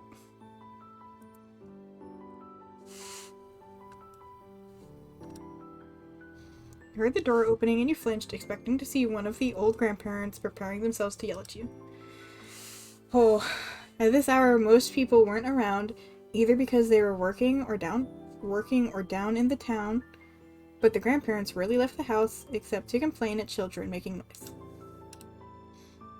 You didn't want Cove to have to deal with that right now. You tried to come up with something you could do for him, for the situation, for anything. But the door just stood open now, didn't belong to the grandparents. To your utter surprise and release, it was Cove's own. His dad was already home. Oh no. Not this. I'm not ready for this. As he peeked at the door, Mr. Holden momentarily looked unsure. Perhaps he had suspicions on the noise outside, but wasn't entirely positive though. A kid crying is pretty distinct, and there aren't a lot of kids. Yeah, it had to be like one of the 3 kids he knew. Maybe he didn't want to believe something might be wrong with his son. His face fell as he spotted the source of the commotion. It was pained and it was scared, and it reminded you of the one he'd worn the first night you'd met Cove. Mr. Holden didn't go down the steps in front of the house. He just jumped right over them and stumbled. Oh! He's so concerned for his baby. He's such a good dad. He means well. He tries so hard. He skidded to a stop before Cove, bent down on one knee, and then solidly cupped Cove's teary face in his hands. What's wrong? What's wrong? Are you hurt anywhere? Cove continued to cry, unable or unwilling to cough out an explanation. Not taking his hands from Cove, Mr. Holden turned to you for explanation, his eyes wide and imploring. Oh, no! No, don't look at me! No! No! Oh, God. He was asking if you made me hang out with him. You did. So I told Cove how you wanted to give me money to be his friend. I hate it here. As you spoke, Mr. Holden's chest rose while he inhaled a deep, shaky breath, culminating in a gasp at your final words. You stupid 8-year-old! About the 20 is the hardest one to do, but you can lead to something really cute. Yeah, I didn't do the step 1 version of this confession. I did, I think, the step 2 version, which I actually really liked. I think it's painful regardless. But I wanted to try this one because I wanted to see what happened and how the conversations changed later. What? Why would you tell him? Because I'm a stupid 8-year-old child! And he clamped his mouth shut, shaking his head, and he faced his crying son again. No, it's my fault. I shouldn't have done something like that in the first place. I do think the step 2 version is the best one too, which is why I hesitated doing this, because I really liked doing the step 2 version, but I really wanted to see what happened here. He cast his eyes down, sighing. When he spoke, it wasn't part of a conversation anymore. It was barely loud enough for you to catch his words. Little's only a kid. Don't be upset with me! Tears were still streaming down Cove's face. Smiling sadly, Mr. Holden wiped Cove's cheek with a thumb. He furrowed his brow and looked at the ground. And next he glanced up, his mouth was set with determination. Mr. Holden finally took his hands off Cove. He reached for his wallet, confused. Confused, you stared at the little rectangle that all adults seem to carry in some shape or form. The VN with a friend. The first time they told me. I imagine it gets, like, less painful as you get a little older. Right? Like, by the time you're adults, it's like, oh, well, yeah, that sounds like something he'd do, or something. It had been the source of all these problems. You were sure that Cove wouldn't want to be reminded of that right now. Mr. Holden was clearly of a different mind to you. He inexplicably retrieved another $20 bill, rolled it up, and raised it to Cove's face. What the fuck are you doing? Cove's eyes were hidden behind tightly clamped fingers, so Mr. Holden poked Cove's nose with the bill. Do not give a kid a 20! Cove peeked between his hands and grunted as he saw what he had been prodded with. Even if it was surrounded by sobs, you were glad that something else had finally left Cove's mouth. Come on. Cove, can you stop crying? I'll give you this cash. Oh!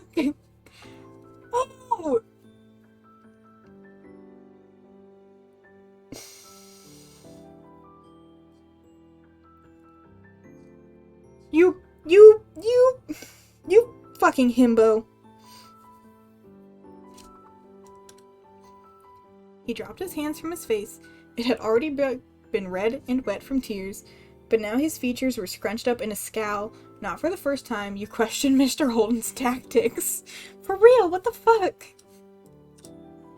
He had to use 2 hands, but Cove firmly shoved his dad's own hands away. Ooh, yep.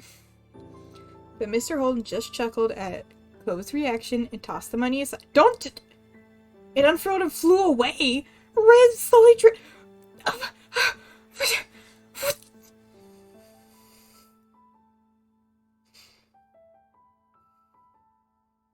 I'm gonna kill him. Oh! Oh! It's a thing! It's so cute! Mr. Holden took Cove's outstretched wrists and lowered them to Cove's side, stopping him from hiding his face once again. Cove's dad clearly wasn't going to let it go. Huffing, Cove turned his whole head away, tears continuing to roll down his cheeks as he glowered at the ground. You can buy a lot of cool things with that, but you can't do everything, can it? Cove didn't respond, but even to look at his father, Mr. Holden continued. Your old dad likes to make things nice for you with the money he earns, but you're smart. You know that I haven't really done anything. I'm sorry. I still make you sad and upset. Just right now, I'm sorry. Just like right now, I'm sorry. He sniffed a harsh line in his brow, mellowing. Mr. Holden squeezed Cove's hands as he continued. Little is smart too, right? You damn Skippy! Mr. Holden spoke in a soft, encouraging tone, and Cove continued to calm. You have nothing to worry about. Except for me. Mr. Holden chuckled. Cove pressed his lips together, mulling over his father's words. The stream of tears had eased, drops still budded in his eyes and threatened to spill out. I love you so much, more than anybody else. Sometimes that makes me a little too hasty to see you happy, and I make it all worse. I am really sorry. Aww. Scrunching his eyes tight, Cove nodded. When his eyes opened again, they were red and glossy, but there was no tears left on the precipice of his lower lashes. Aside from the occasional sniff, he was mostly back to his usual self. He smiled. Okay. Though Cove had refused to echo Mr. Holden's exact words, the sentiment seemed to be enough for his dad.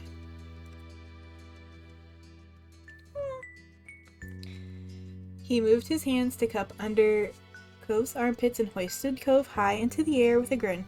Cove's hands flew to his glasses, holding them back from falling off.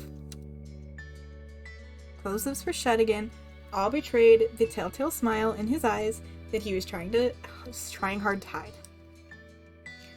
Mr. Holden laughed, lowering Cove so that he was securely pinned against his chest. Cove looked away, face angled to the ground. Now that his dad could no longer see him, he was allowing himself a smile. Aw, it's cute. Mr. Holden might have missed it, but you didn't. Cove, wriggling, pushed his hands against his dad's shoulders. Can I go back down now? Yeah. Mr. Holden set Cove gently on the ground, waiting until his feet found their footing before releasing him entirely. I have to do something. Wait here. As Cove wandered away, Mr. Holden's gaze stuck to him like glue. Don't leave me alone with him. I ratted him out. Please. You sighed, eyes downcast. You felt weird that you'd only been able to stand there while the event unfolded. You weren't able to fix it. It hurts. I couldn't make him feel better. Don't worry about it, please. We don't need another tragedy today. He winked at you, and you weren't impressed. Hey, I mean that. The first part anyways. There's only so much you can do to try fixing someone else's mistake. He smiled sincerely at you. He's so good, though. I can't believe he just threw a 20 to the wind, but whatever. You've done plenty for Cove. Just the fact that you were honest with him when his own dad wasn't proves it. Aww. He's so cute. Thanks for being such a good kid. I hope you'll keep spending time with the boy.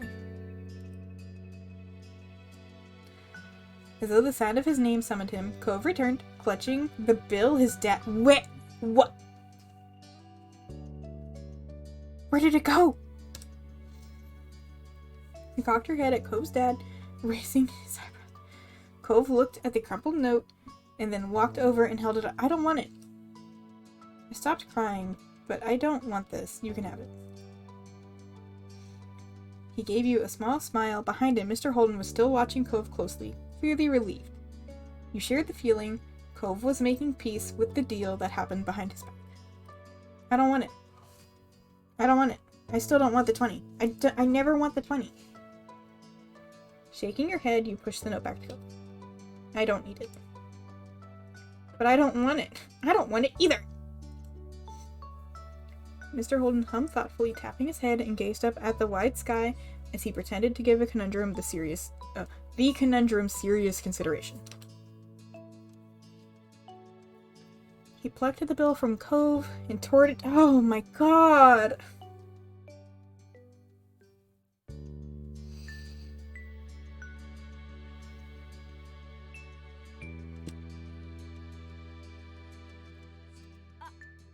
Dad, we can't do anything with it now. True, it won't work in a store like this, but now you can split it.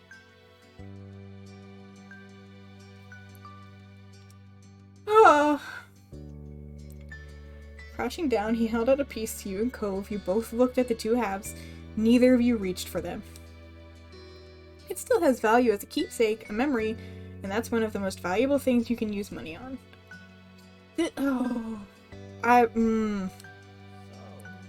That sounds pretty good, huh? Maybe I'm getting smarter.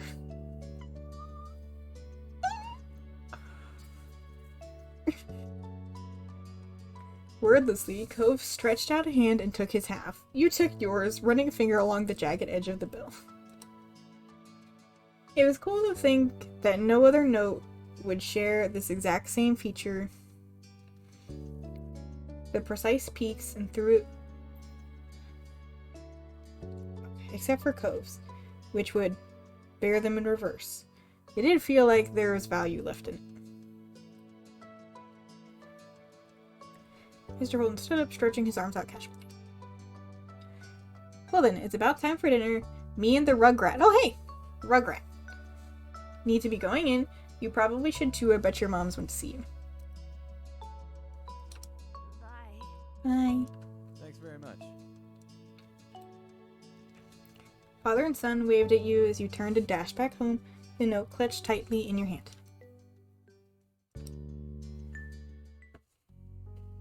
Come on, man!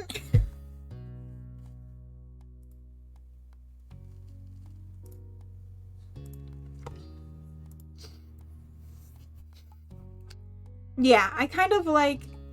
I like the step 2...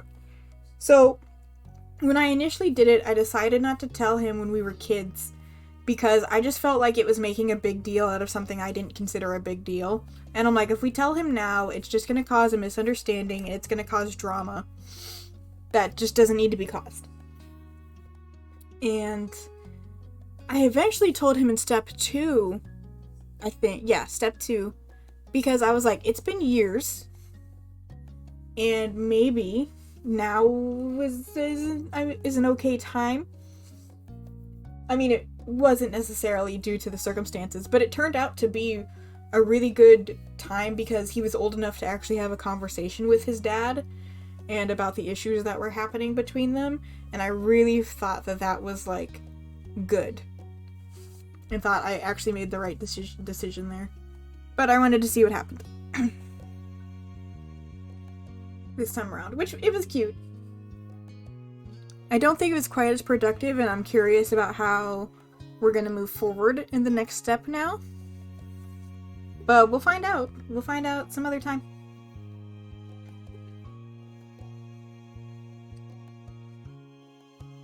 Uh, 3 and 4 best moments of step 1.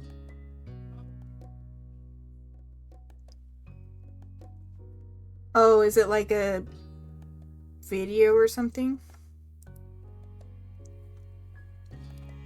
I'll watch videos and stuff later. Like, once I get done with this playthrough and I get done exploring all the stuff I want to explore, I might go start watching, like, other playthroughs to figure out, what other people did and what certain decisions have certain outcomes and stuff.